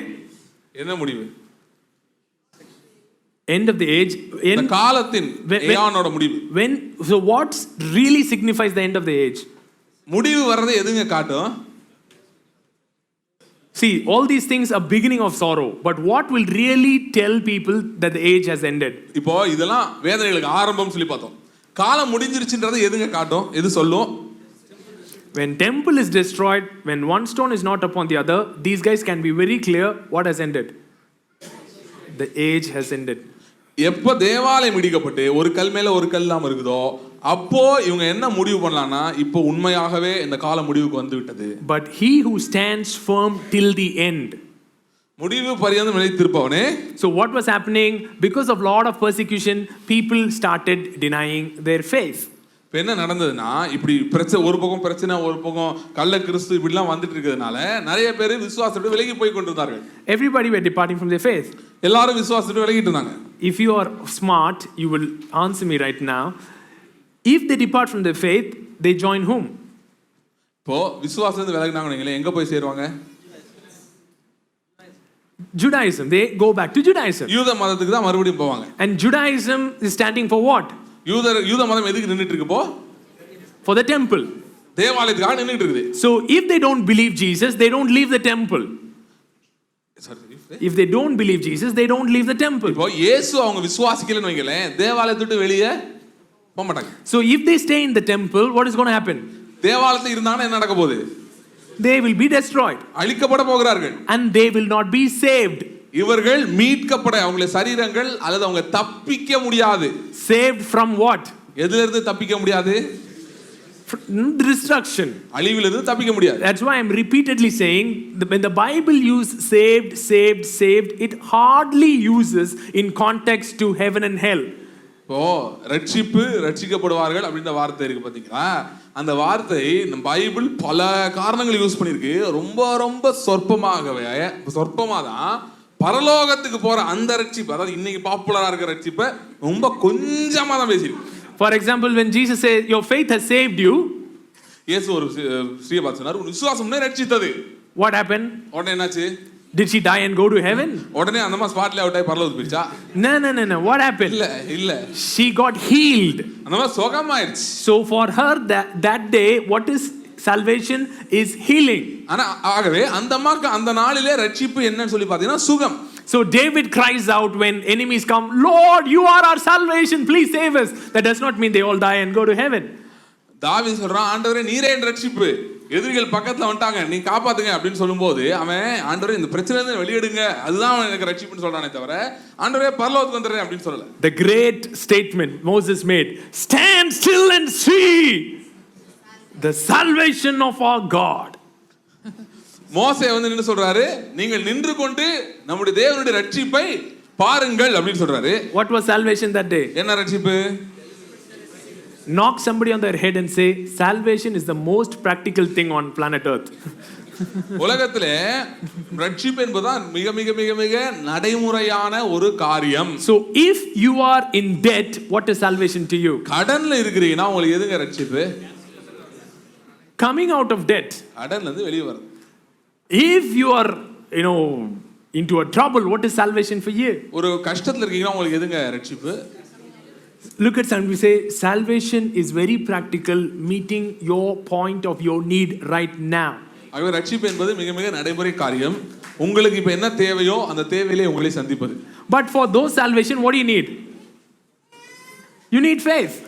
அந்த ரட்சிப்புக்கு எதுங்க தேவை? விசுவாசம் தேவை. For the salvation that this verse is talking about, இந்த வசனம் பேசுகிற ரட்சிப்பு is the salvation of the body when temple is going to be destroyed. அதாவது தேவாலயம் இடிக்கப்படும் போது அவர்கள் உயிரோட தப்பிப்பது, அவங்க சரீரத்தோட அப்படியே தப்பிப்பது. And for that they need to believe Jesus. For that they need to have faith. ஆகவே அதற்கு அவங்களுக்கு விசுவாசம் அவசியமா இருந்தது. See, there is another mention of the same phrase in Matthew 10. மத்தேயு 10ல பாத்தீங்கன்னா அதே காரியம் மறுபடியும் இருக்குது. Verse 22 onwards. 22ல இருந்து. Matthew 10:22 onwards. 10:22ல இருந்து. And you will be hated by all for my name's sake. என் நாமத்தை நிமித்தம் நீங்கள் எல்லாராலும் பகைக்கப்படுவீர்கள். But he who endures to the end will be saved. முடிவு பரியந்தம் நிலையில் இருப்பவனே ரட்சிக்கப்படுவான். Look at the context. Context என்ன பாருங்க. When they persecute you in this city, flee to another. அவர் சொல்றாரு, சென்னையில அடிச்சாங்கன்னா திருச்சிக்கு போயிரு அப்படின்னு. திருச்சியிலே அடிக்கிறானுங்க. They are beating in Trichy also. For assuredly I say to you, look at the phrase. For assuredly I say to you, you will not have gone through the cities of Israel before the Son of Man comes. மனுஷகுமாரன் வர்றதுக்கு முன்னாடி நீங்க எல்லா பட்டணங்களையும் சுற்றி முடிக்க முடியாது அப்படின்றார்.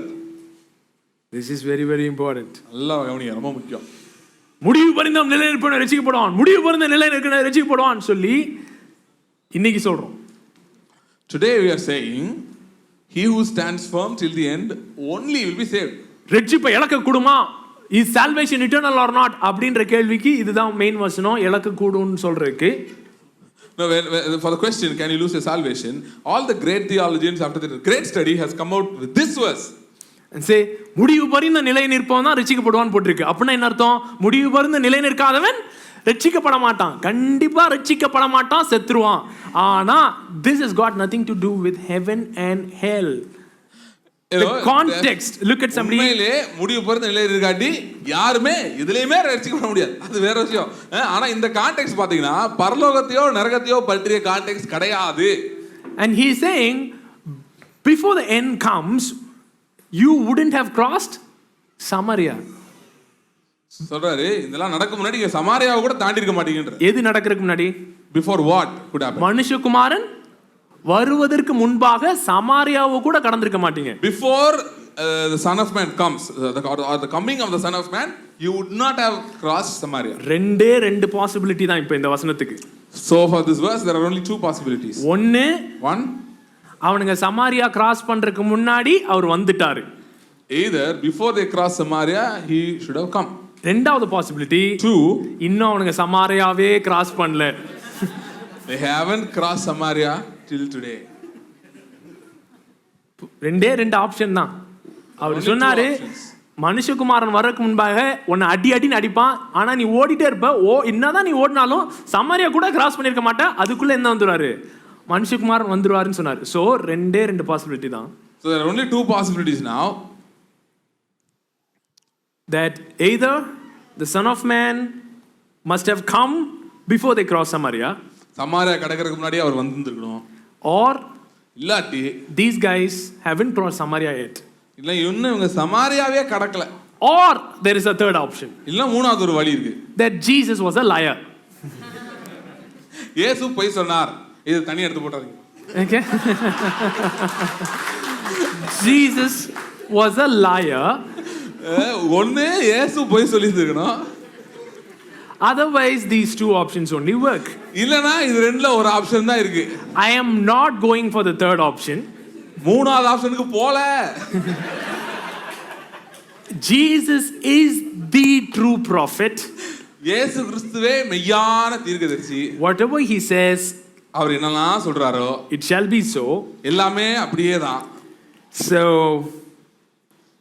did the son of man come இப்போ மனுஷகுமாரன் வந்துட்டாரா? before they cross Samaria? Samariya கடக்கிறதுக்கு முன்னாடி வந்துட்டாரா? Let's continue. தொடர்ந்து வாசிக்கலாம். Go back to 24 now.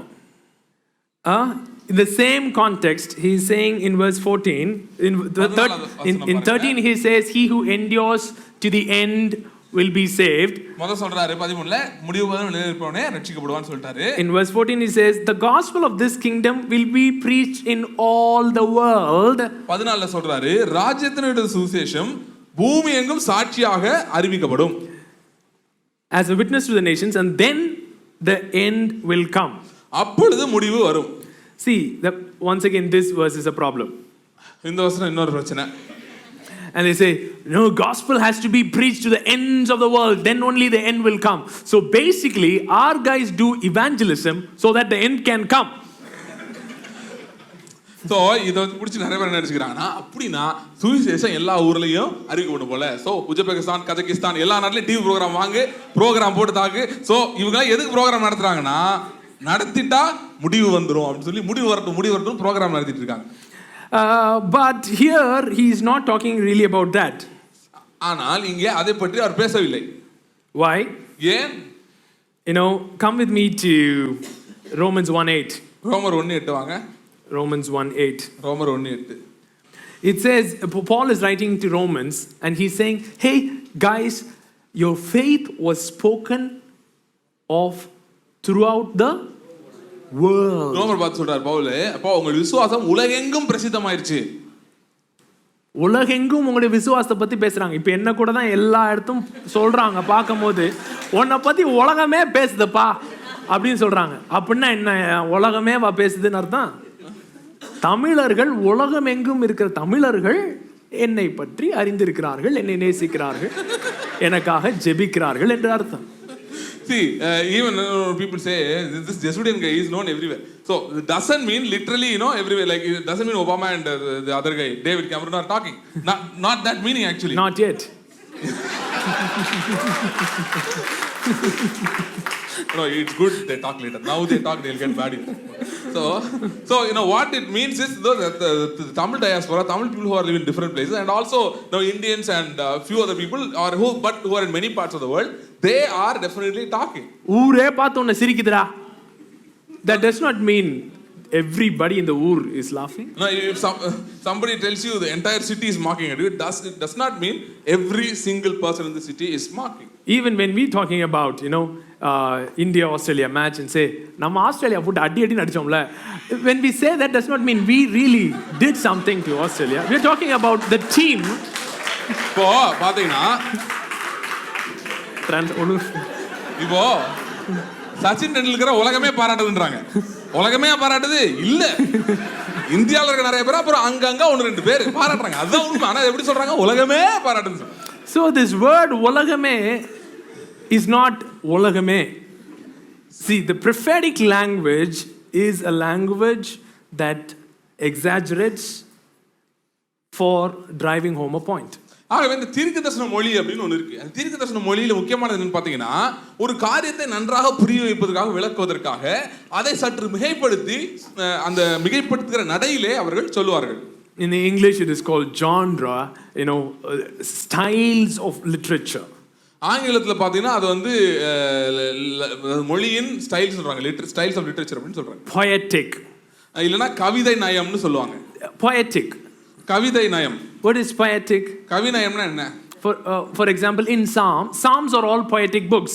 சங்கீதம் வந்து பாத்தீங்கன்னா அது ஒரு கவிதை நயம் வாய்ந்த ஒரு புத்தகம். It's not a fact. It is a poetic language. ஆக ஒரு அது கவிநயம் வாய்ந்தது. அது அப்படியே நேரடி உண்மைகள் நம்ம எடுத்துக்கொள்ள முடியாது. In Psalms I think around 50 somewhere 15 I guess, I'm not sure, it's somewhere it says the Lord owns a cattle on 1,000 hills. So இப்ப பாத்தீங்கன்னா ஆண்டவருக்கு வந்து 1000 மலைகள்ல வந்து அவருக்கு ஆடு மாடுகள் இருக்குது அப்படினு சொல்றாரு நீங்களே. That does not mean Lord owns the cattle only on 1,000 hills. அப்பனா அந்த 1000 மலையில மட்டும் தான் அவருக்கு ஆடு மாடு இருக்குன்னு கிடையாது. So the whole thing of I just read plainly. If it says ulagam, that's not how we are supposed to interpret Bible. You have to understand what the author meant by the word, what the original audience, what was the meaning to them. அது நிறைய பேர் சொல்றாங்க, ஏங்க நாங்க வந்து பாத்தீங்கன்னா எந்த மொழிபெயர்ப்பு அப்புறம் அர்த்தம் அதெல்லாம் பார்க்க மாட்டாங்க, நாங்க ராவா அப்படியே படிச்சிரும் அப்படின்னு. அப்படி நேரா படிக்கிறீங்கன்னா அது ரொம்ப பிரச்சனையான ஒரு விஷயம். பாருங்க, சரியான அர்த்தத்தை நீங்கள் புரிந்து கொள்ள முடியாது. Read Colossians 1:23. கொலோசியர் 1:23 வாசிங்க. Gospel had been preached to every creature under heaven. 1:23 போட்டிருக்கு, பூமி எங்கும் இருக்கிற சர்வ சிருஷ்டிக்கும், அதாவது ஒவ்வொரு சிருஷ்டிக்கும் சுவிசேஷம் பிரசங்கிக்கப்பட்டு வருகிறது. Paul is writing in the 1st century. Gospel had been preached to every creature under heaven. Pavul சொல்லிட்டாரு முதல் நூற்றாண்டுல ஒவ்வொரு சிருஷ்டிக்கும் சுவிசேஷம் பிரசங்கிக்கப்பட்டு விட்டதுன்னு சொல்லி. Today if you go some half an hour travel from Madurai and you ask Jesus, they say we don't have that in our shop. ஒருத்தங்க உண்மையிலே ஒரு ஊழியர் இப்ப கேட்டாங்க, இயேசு ஏற்றுக்கொள்றீங்க நானு அந்த மாதிரி கேட்டுச்சு. அவர் அதிமுக திமுக.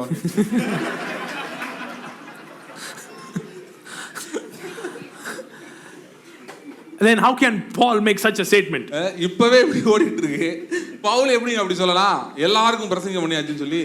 So when he was talking about the world, in fact in Luke, I think the first beginning Luke, அகஸ்துராயனால் உலகமெங்கும் குடிமடிப்பெழுத வேண்டும் என்று கட்டளை பிறப்பித்தது. எல்லாரும் வந்தார்கள். எங்க வந்தார்கள்? எருசலேம். In Luke we read that in the time of Caesar Augustus, a decree went to the entire world that everybody should come for the recording of census, and the Bible says everyone from the world came. ஒவ்வொருத்தருமா வந்து எருசலேமுக்கு வந்தா என்ன ஆறுது? உலகம் ஃபுல்லா வந்தானா? No, what will happen if everybody is going to come from all the places to Jerusalem? So world does not necessarily mean every single person. It means their known world. For them, what is the world? For them, Judea, Jerusalem was the world. Temple was the world. For them, that region was their world. So உலகம் அப்படின்னு சொல்லும்போது இங்கே முழு உலகத்தையும் அவங்க சொல்லவே இல்லை. அவங்க வந்து ஒரு குறிப்பிட்ட பகுதி, இல்லைன்னா அவங்களுக்கு தெரிந்திருக்கிற பகுதி என்ற குடியேற்றம் நிறைந்த பகுதி, அவர்களுடைய அறிவிலே குடியேற்றம் நிறைந்த பகுதி என்கிறத தான் அவங்க குறிப்பிடுகிறார்கள். And this gospel of the kingdom will be preached to all the world, then the end will come. And Paul writes in Colossians, gospel has already been preached, end is about to come. So Paul சொல்றாரு, இந்த உலகம் எல்லாத்துக்கும் சுவிசேஷம் சொல்லப்பட்டாச்சு, அதாவது நமக்கு அறிந்த யூதர்கள் வாழுகின்ற எல்லா உலகத்துக்கும் சுவிசேஷம் போயிடுச்சு, ஆகவே முடிவு வரும் என்று சொல்லுது. Look at the next verse. அடுத்த வசனத்தை பாருங்க. 15. 15வது வசனம். 24:15. 24:15. Therefore, when you see the abomination of desolation spoken of by Daniel the prophet standing in the holy place, whoever reads, let him understand.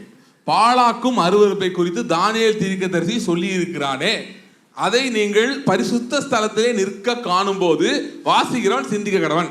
The main phrase for me in that verse is, whoever reads, let him understand.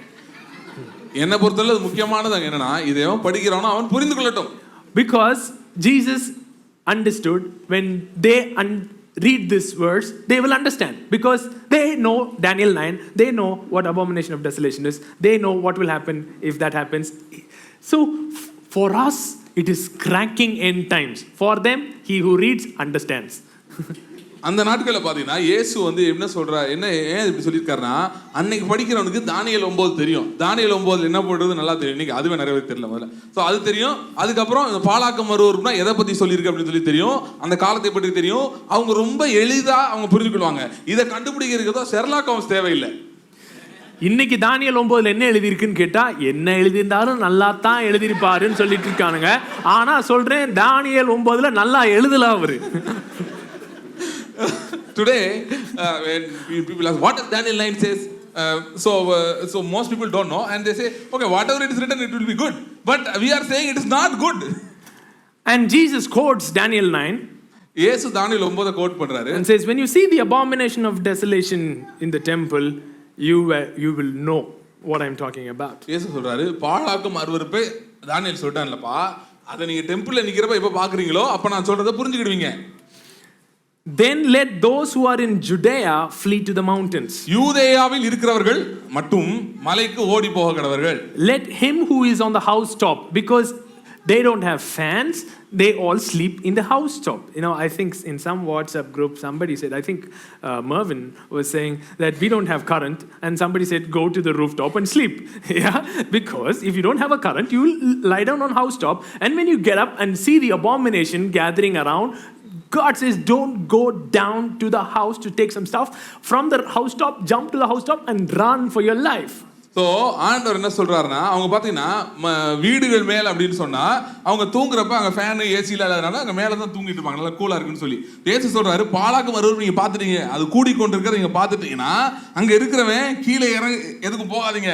Ladies தயவுசெய்து makeup கிட்ட எடுக்க போகாதீங்க, ஓடிருங்க இடத்த விட்டு, ஏன்னா அது பிரச்சனை வருது அப்படின்னு சொல்லியிருக்காரு. Let him who is in Judea go to the mountains. யூதேயாவில் இருக்கிறவர் மலைகளுக்கு ஓடி போகடவர். If it is about today's thing, இந்நாள் பத்தி மேட்டர்னா, ஹோலி டெம்பிள் இருக்கிறத நம்ம டிவி வழியா தான் பார்க்க முடியும். இன்னைக்கு நம்ம ஹோலி டெம்பிள் அபாமினேஷன் வருதுன்றது டிவி வழியா தான் பார்க்க முடியும். Today, if there is an abomination in the holy temple, we can only see through TV, and that too sometimes news are wrong. அதெல்லாம் பார்த்துட்டு நம்ம இங்க ஏதாவது பரங்கி மலைக்கு போய் உட்கார்ந்துருந்தோம்னு வச்சுக்கோங்களேன். If you see that, and they're going to run to St. Thomas Mount or somewhere, end will really come. உங்களுக்கு முடிவு வரும். Let him who is in the field, see, I am not interpreting anything, I am just reading verses for you guys, okay? I am not doing anything, I am just reading right now. நாங்க வந்து plain reading பண்ணிருக்கோம். அவங்க எதுவும் வேற எதுவும் வியாக்கியானம்லாம் சொல்லல. Let him who reads, let him understand. வாசிக்கிறவன் மூளையை பயன்படுத்தட்டும், யோசிக்கட்டும், புரிந்து கொள்ளட்டும். Let those who are in Judea flee to the mountains. Let him who is let him who is in the field not go back to get his clothes. But woe to those who are pregnant, to those who are nursing babies in those days. கர்ப்பமா இருக்கிறவங்களுக்கும் பால் கொடுக்கிறவங்களுக்கும் ஐயோ அப்படின்னு சொல்லி சொல்றாரு, கஷ்டம் அப்படின்றாரு. This is a very important verse. ரொம்ப முக்கியமான பகுதி. If you really believe that we are living in the last days, if you really believe any time great tribulation can come upon the earth, you are such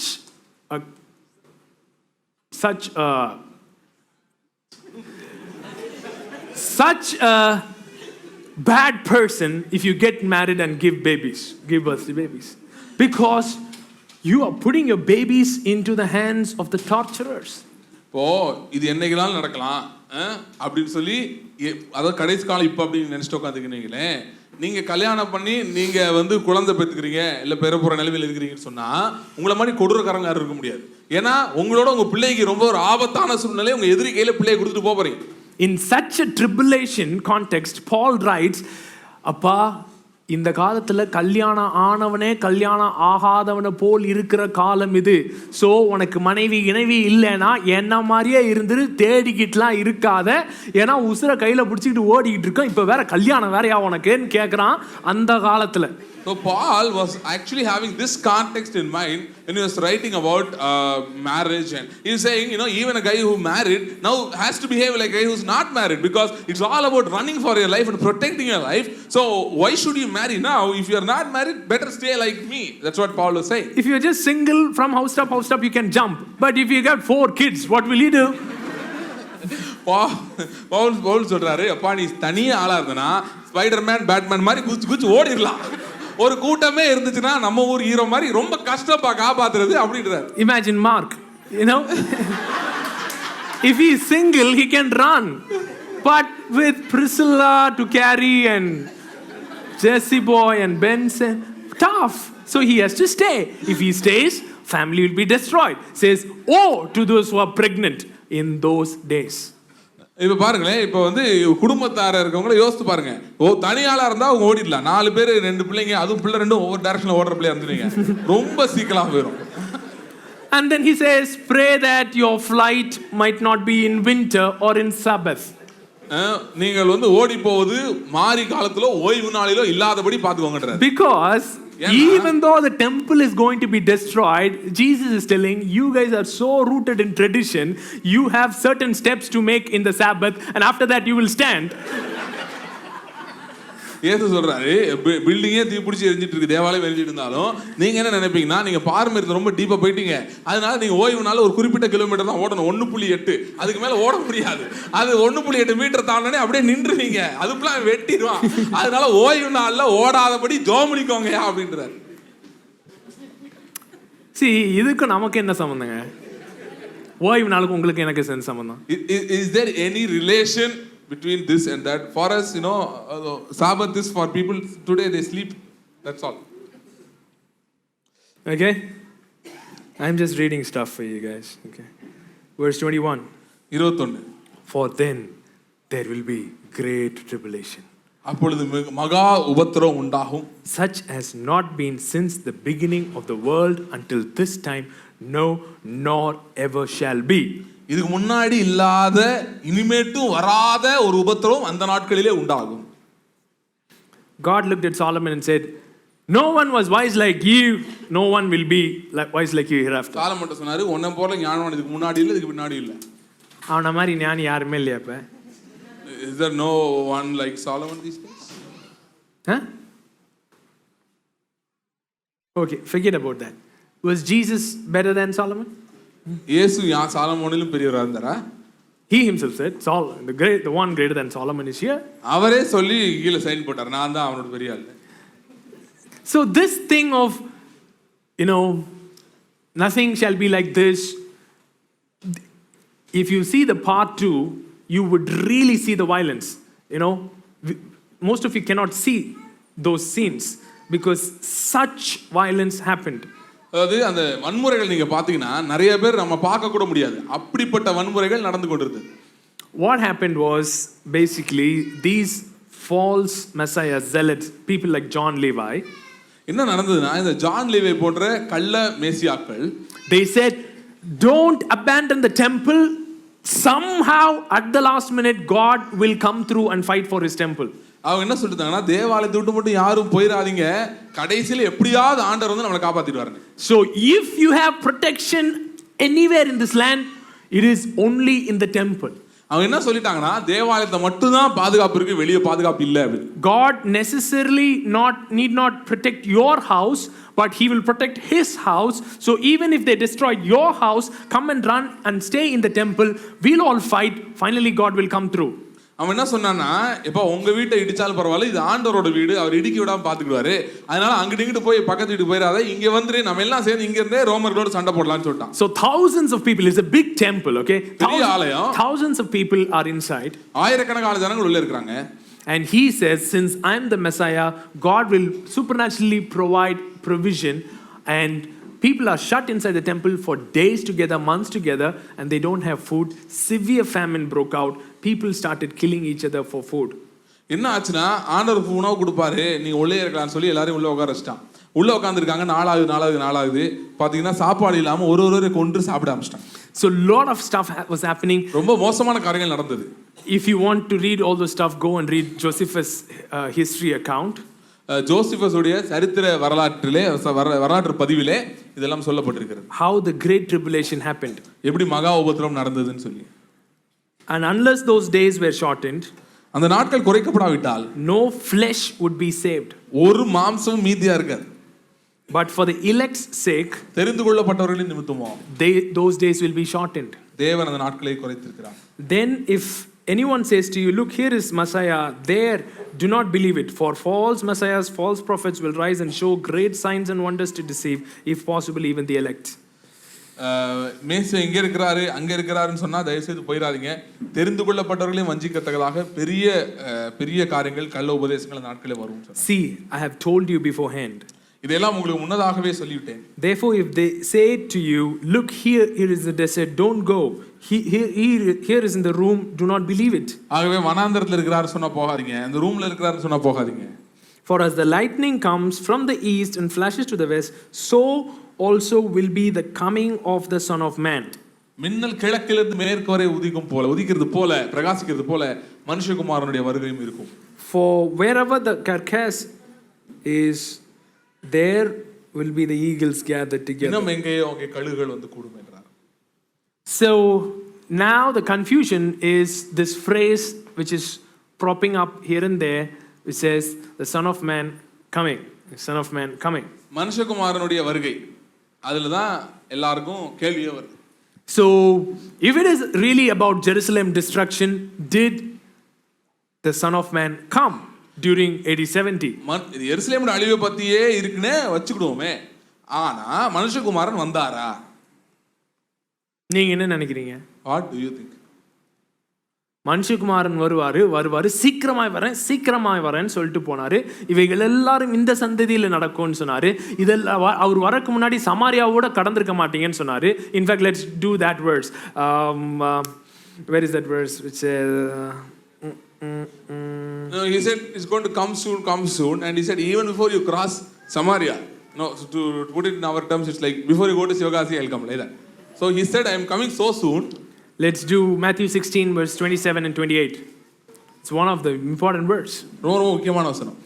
For the Son of Man shall come in the glory of his Father with the angels, and then he shall reward every man according to his works. மனுஷகுமாரன் தம்முடைய மகிமையிலே தன்னுடைய பிதாவோடும் அவருடைய தூதர்களோடும் கூட வருவார்.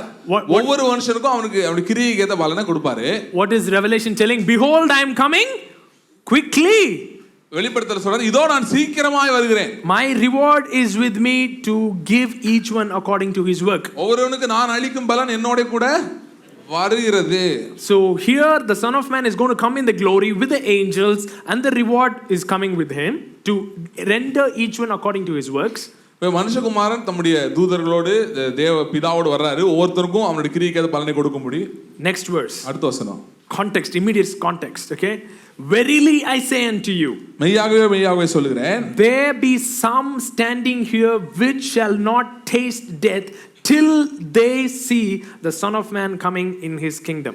மனுஷகுமாரன் தம்முடைய ராஜ்யத்திலே வருகிறதை இங்கே நிற்கும் சிலர் பார்க்கும் முன் மரணத்தை ருசி பார்ப்பதில்லை. Only two options. ரெண்டு ஆப்ஷன்.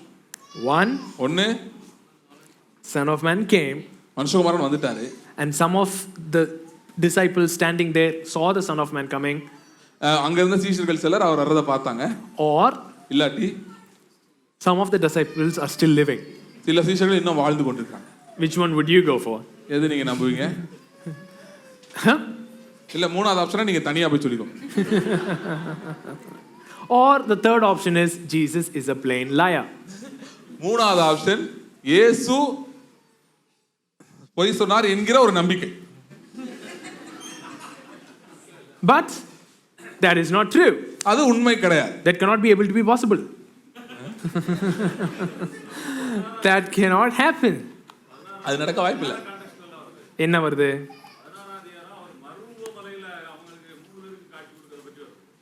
அதுதான் when the Son of Man coming in glory. Okay? So is he saying that in 2 days some of you will die? I don't think in a couple of days anybody died there.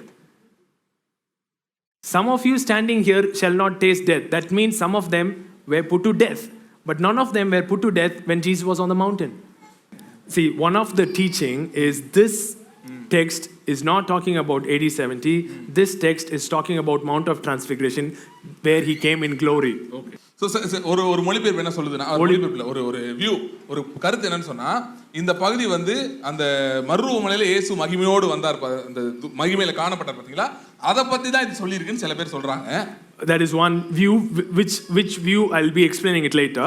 அது ஒரு கருத்து, அதை பத்தி நம்ம பிற்பாடு பார்க்கலாம், நாம பேச போறோம். But that cannot be true because Jesus said some of you standing here will not see death. That means some of them will die and none of them died during the Mount of Transfiguration. ஆகவே இப்போ அது மறுரூபமலையில இயேசு வந்தது அல்லது அப்படிப்பட்ட அனுபவத்தை பத்தி சொல்லியிருக்காருன்னு சொன்னா, அந்த நாட்களில் அது நடந்து 2 நாளையோ 3 நாளையோ அல்ல, அந்த நாட்களே வேற யாரும் சாகவே இல்லை. Everybody who was with Jesus was there with him. இயேசுவோடு இருந்தவர்கள் இது தாண்டி ரொம்ப நாள் இருந்துட்டா இருந்தாங்க. So you know, so that cannot be proven pointing to Mount of Transfiguration. ஆனா ஆகவே இதை வந்து மறுரூபமலையோட சம்பந்தப்பட்டது என்று நம்ம சொல்ல முடியாது. So what does this word Son of Man coming means? ஆகவே மனுஷகுமாரனுடைய வருகை என்பது என்ன என்பதை நாம் புரிந்து கொள்ள வேண்டும் முதலாவது. For example, in John chapter 14, யோவான் 14 அதிகாரத்திலே 15 and 16, 15 16லே, right? I'll come and be in you. நான் வந்து உங்களோட வாசம் பண்ணுவேன். Did Jesus come? இயேசு வந்துட்டாரா?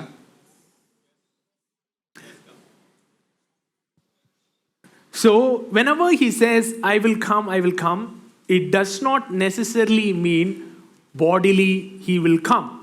நான் வருவேன் அப்படி சொல்லும்போது வாசற்படியில கதவை தட்டுறேன், ஒருவன் கதவை திறந்தால் உள்ள வந்து போஜனம் பண்ணுவேன் எல்லாம் சொல்லிருக்காருல்ல. Yeah, in Revelation, வீட்டுக்கு வராரு காலையில. In Revelation he says, behold, I stand at the door and knock. If anyone hears me and opens the door, I will come and dine with him. அவர் சொல்றாரு, கதவை திறந்தா நான் உள்ள வந்து உட்கார்ந்து உங்களோட சாப்பிடுவேன், நல்லா இட்லி சட்னி போட்டு சாப்பிடலாம். Okay, so that we use today everywhere. Jesus is standing at the door and knocking. Please open the door for him. He will come and dine with you. Does that mean he comes and dines with you? நம்மளும் அதை பிரசங்கம் பண்றோம், சொல்றோம் நிறைய பேர், ஐயா இயேசு வாசல்படி தட்டுறாருன்னு. அப்போ வந்து என்ன அதே அந்த லிட்டரலா அர்த்தத்துல எடுத்துக்கிறோம். Is there a bodily coming of Jesus? நல்லா கேட்டுக்கோங்க, எதுவும் முடிவுக்கு வந்துடாதீங்க. இயேசுடைய வருகை என்று ஒன்று, அதாவது வெளியரங்கமான ஓபன் கமிங் ஒன்று இருக்கா? Is there bodily coming? அவர் மாம்சத்திலே அதாவது சரீரத்தோட வருகிறது இருக்குதா உன் எதிர்காலத்துல?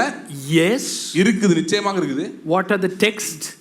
அதுக்கு என்னென்ன வசனங்கள் இருக்குது? The text are not, there is only one passage in the entire New Testament which talks about the bodily coming as a coming passage. Listen to me carefully. அதாவது வேதத்தில் இருக்க எல்லா பகுதிகளையும் பார்த்தீங்கன்னா அவர் அது சரீரத்தோடு அது மாம்சமாக பார்க்கிற மாதிரி அவர் பிரத்யேகமா பூமிக்கு வர்றத ஒரே ஒரு பகுதி தான் சொல்லுகிறது. Where? எங்க? In Acts. அப்போஸ்தலர்ல. When he is going up, the angels look at him and says, see, the same way he goes up, he shall come and you shall see. வேறும்போது சொல்றாங்க, இந்த இயேசுவானவர் எப்படி வானங்களுக்கு மேல எழுந்தருளி போனாரோ அப்படியே மறுபடியும் வருவார்.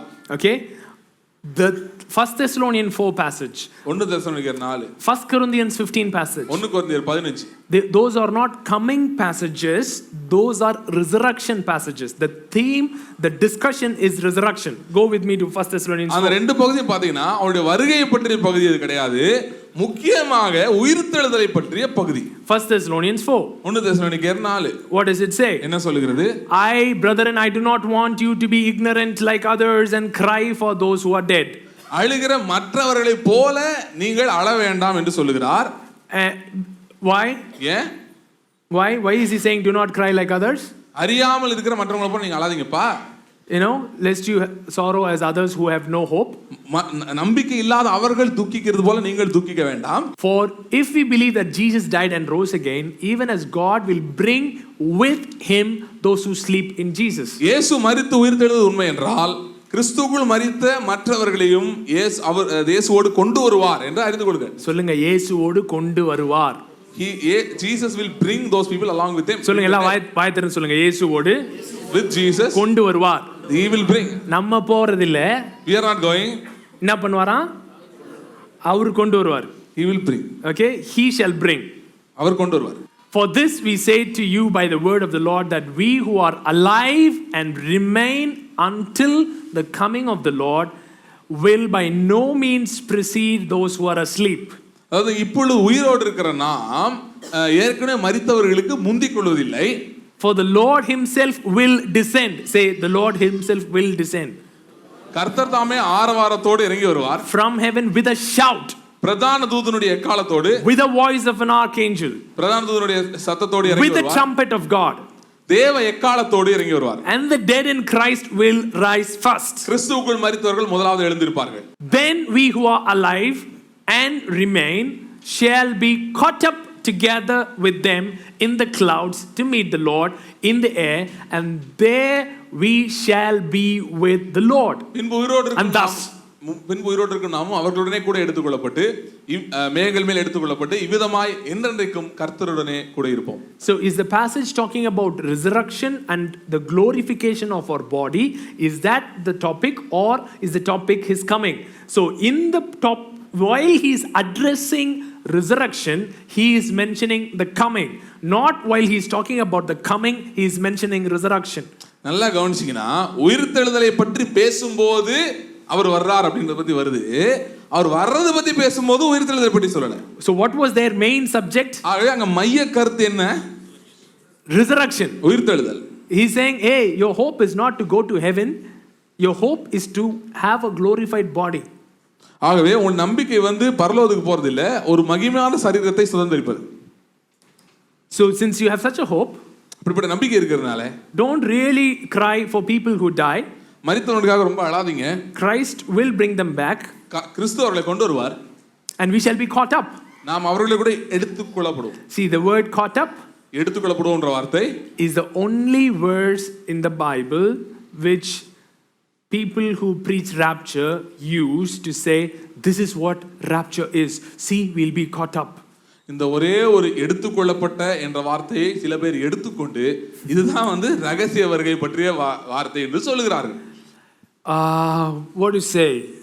See, first of all, if you read the entire New Testament, if there are two noisiest verses in the entire New Testament, this is these two things which they use it for secret rapture. அது இருக்கிறதுலே பைபிள்ல இருக்கிறதுலே ரொம்ப அதிகமாக சத்தத்தோட வானத்துல டிராமாட்டிக்கா வானத்துல இறங்கி வருவார், சத்தத்தோட வருவார். அமெரிக்கால இருந்து இந்தியா வரை கேட்கும். அப்படிப்பட்ட வசனம் இந்த ரெண்டு வசனம் தான். ஆனா இதை தான் எடுத்து என்ன சொல்றாங்கன்னா ரகசியமா சீக்கிரட்டா நடந்துடும். See, the word caught up எடுத்துக்கொள்ளப்பட்ட அப்படின்னு வார்த்தை இருக்கு பாத்தீங்களா, is the same word which Paul uses in 2 Corinthians chapter 12. இதே வார்த்தை தான் 2 கொரிந்தியர் 12ல பவுல் யூஸ் பண்றார். He says, I know of a man கிறிஸ்துவுக்குள்ளான ஒரு மனுஷனை அறிவேன், who was caught up to the third heavens. அவன் மூன்றாம் வானம் வரைக்கும் எடுத்துக்கொள்ளப்பட்டான். What is the next phrase? அடுத்து என்ன சொல்றாரு? But I do not know whether he was in the body, அவன் சரீரத்தில் இருந்தானா or out of the, சரீரத்துக்கு புறம்பா இருந்தானான்னு எனக்கு தெரியாது. எடுத்துக்கொள்ளப்பட்ட பொழுது அவனுக்கே கன்ஃபியூஷன், பாடியில் இருக்கானா பாடியை விட்டுட்டானா. When he was caught up, even he was confused. He didn't know whether he was in the body or out of the body. ஏன்னா பாடியில் இருக்கிற மாதிரி தான் தெரியுது, ஆனா அவன் பார்க்கறதெல்லாம் வேற வேற மேட்ரி, வேற நிறைய பேரை பார்க்கறான், எலியாவை பார்க்கறான், எல்லாரையும் பார்க்கறான். சோ பார்த்ததுனால செத்துட்டோமோன்னு நினைக்கிறான், ஆனா பார்த்தா பாடி இருக்கிற மாதிரி தெரியுது. அவனே சொல்றான், பாடியில் இருந்தேனா பாடியில் இல்லைன்னா தெரியாது, ஒன்னே ஒன்று தெரியுதான், எடுத்துக்கொள்ளப்பட்டேன், காணக்கூடாதவைகளை கண்டேன், பேசக்கூடாதவை விளக்கக்கூடாதவைகளை கேட்டுச்சு.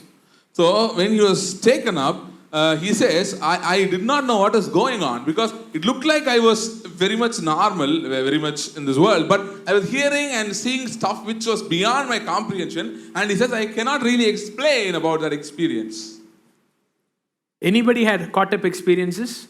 வேற யாருக்காவது இருந்திருக்கா அப்படி? You have caught up experiences where you start seeing stuff and you are in a different place, and you think you're dead, but boom, you're back. அப்படி ஏதோ வினோதமா எங்கேயோ போன மாதிரி நான் நடுராத்திரி தூங்குறது பத்தி சொல்ல. You have had அப்படி இருந்திருக்கா யாருக்காவது அனுபவங்கள்?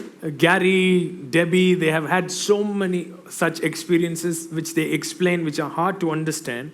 கேரி டெபிலாம் பார்த்தீங்கன்னா இப்படி நிறையா எடுத்துக்கொள்ளப்பட்ட அனுபவங்களை அவர்கள் சொல்லுகிறார்கள். அவங்களுக்கு புரியல என்ன நடந்தது, ஆனால் சில காரியங்கள் பார்த்தோம் அப்படிலாம் சொல்லியிருக்காங்க. As a believer, rapture should be your lifestyle. ஒரு விசுவாசியா நீங்க இருக்கிறீங்கன்னா இந்த எடுத்துக்கொள்ளப்படுறது இருக்கு பாத்தீங்களா, அது இந்த எசேக்கியேல் சொல்றான் கர்த்தருடைய நாளில் ஆவிக்குள்ளானேன், அதுவும் எடுத்துக்கொள்ளப்பட்டது. அப்படி எடுத்துக்கொள்ளப்பட்ட அனுபவங்கள் டெய்லி இருக்கணும். Caught up, where you're like, see, when the Lord comes back, just imagine right now the Lord comes and you see Moses, Elijah, Peter, Paul, David, everyone, and you also see your tata, party, everyone here. What will you think? இப்போ பாருங்களேன், திடீர்னு இப்போ இயேசு வர்றாருங்களே, அவரை கூட மரித்தவர்கள்லாம் நீங்கள் உங்கள் சொந்தக்காரவங்க தெரிஞ்சவங்க அப்படிப்பட்ட நிறைய பேரை திடீர்னு பார்க்குறீங்களே, நீங்கள் எப்படி இருப்பீங்க? பேசாமல் TV பார்த்துருப்பீங்களா? What will you think? என்ன யோசிப்பீங்க? நீங்கள் செத்துட்டீங்களான்னு நினைப்பீங்க. Have I died? Then you turn around and you see all of us too. நீங்கள் நினைப்பீங்கன்னா நம்ம உயிரோடு இருக்கோமா இல்லை போயிட்டோமா, என்னடா இவங்கெல்லாம் வந்திருக்காங்க என்ன ஆச்சு அப்படின்னு சொல்லி நீங்கள் உங்களுக்கு புரியாது, உடனே என்ன நடக்குதுன்னே புரியாது. So it will be such a moment where you'll be really caught up. So அப்படிப்பட்ட ஒரு நேரமா இருக்கும். அப்படின்னு பார்த்துட்டு என்ன நடக்குதுன்னே தெரியலடா அப்படின்னு சொல்லி. Since we have such a hope, அப்படிப்பட்ட நம்பிக்கை நமக்கு இருக்கிறதுனாலே now don't really worry about people who die. அதான் பவுல் சொல்றாரு, எப்பா யாராவது செத்துட்டாங்கன்னு குறித்து ரொம்ப கவலைப்படாத. Especially in the context of those who are being persecuted and killed. குறிப்பா பாத்தீங்கன்னா அந்த நாட்களிலே உபத்திரவங்களின் நிமித்தமா அப்படி எழுதிட்டு இருக்காரு. உபத்திரவங்கள் நிறைய பேர் செத்துட்டு இருக்காங்க, அதை பத்தி சொல்லிட்டு இருக்காரு. So when people are being persecuted and killed, don't really cry saying that they have gone. No. See, they are not dead. They will come back and we'll all see them back. We have such a hope because we believe in resurrection. Pavul சொல்றாரு, அப்பா இவங்கலாம் போயிட்டாங்க, அவ்வளவுதான், இனிமேட்டு இவங்களை நம்ம பார்க்கவே மாட்டோம், நம்ம சந்திக்கவே மாட்டோம்னு நினைக்காத, அப்படி கவலைப்படாத, நமக்கு உயிர் தெழுதல் என்கிற மேன்மையான நம்பிக்கை உண்டு, அந்த நம்பிக்கை இருக்கிறதுனால இவங்களை பார்ப்போம் அப்படி. 1 Corinthians 15. 1 கொரிந்தியர் 15. Behold, I tell you a mystery. இதோ ஒரு ரகசியத்தை உங்களுக்கு அறிவிக்கிறேன். We shall not all die. நாம் எல்லாரும் நித்திரை அடைவதில்லை. But we shall be changed in the twinkling of an eye. ஒரு நொடி பொழுதிலே நாம் மறுரூபமாவோம். At the sound of the last trumpet. கடைசி எக்காலம் துணிக்கும். Mortality will put on immortality. அழிவுள்ளதாகியது அழியாமையை தரித்துக் கொள்ளும். Corruption will put on incorruption. சாவுள்ளதாகியது சாவாமையை தரித்துக் கொள்ளும். So what is the subject matter? இங்க முக்கிய கருத்து என்ன? எதை பத்தி சொல்லியிருக்காரு? What is the subject matter? Resurrection. If you go up, you will say, Paul says, how can you say there is no resurrection? If there is no resurrection, Jesus did not resurrect. If Jesus did not rise from the dead, then we are all in our sins. Pavul எழுதுறாரு, மரித்தோர் உயிர்த்தெழுதல்னு ஒரு சில பேர் கிளப்பி விட்டுருக்காங்களாமே, அது எப்படியா கரெக்டா இருக்கும்? ஏன்னா அப்படி மரித்தோர் உயிர்த்தெழுதல் அப்படி அது இல்லைன்னா இயேசு மரித்தோரிலிருந்து எழுந்திருக்கவில்லை. அப்படி இயேசு மரித்தோரிலிருந்து எழுந்திருக்கவில்லை என்றால் நம்ம எல்லாம் நம்முடைய பாவங்களிலே நிலைத்திருப்போமே. So what was their main contention? அவங்களுடைய முக்கியமான காரியம் என்ன? Resurrection. உயிர்த்தெழுதல். So in the resurrection they mentioned about the final coming. அந்த உயிர்த்தெழுதல் அப்படின்ற அத்தியாயத்திலே இறுதி வருகை அப்படினு சொல்லி ஒரு சின்ன டைட்டில் ஒன்னு இருக்கு. So 1 Thessalonians 4, 1 Corinthians 15 and Acts 1 are the passages that talks about the final coming, which we believe to be a futuristic event. அப்போஸ்தலர் 1 கொரிந்தியர் 15:52, 1 தெசலோனிக்கேயர் 4:7 17 இந்த வசனங்கள் தான் இயேசு மறுபடியும் வருவார் என்கிறதை தெளிவாக சொல்லுகிறது. நாங்கள் என்ன சொல்லுகிறோம் என்றால் இப்படி ஒரு அவருடைய வருகை இருக்கிறது, அது ஒரு எதிர்கால நிகழ்வு. None of us deny. நாங்க யாரும் இது இல்ல அப்படினு சொல்லல. We all believe in the bodily appearing of the Lord and we are looking forward to it, and that is our hope, blessed hope. That is called the blessed hope in the Bible.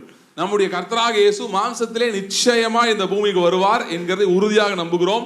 அதுவே நம்முடைய மேன்மையான நம்பிக்கையாகவும் இருக்கிறது. The blessed hope is that finally everything will be restored.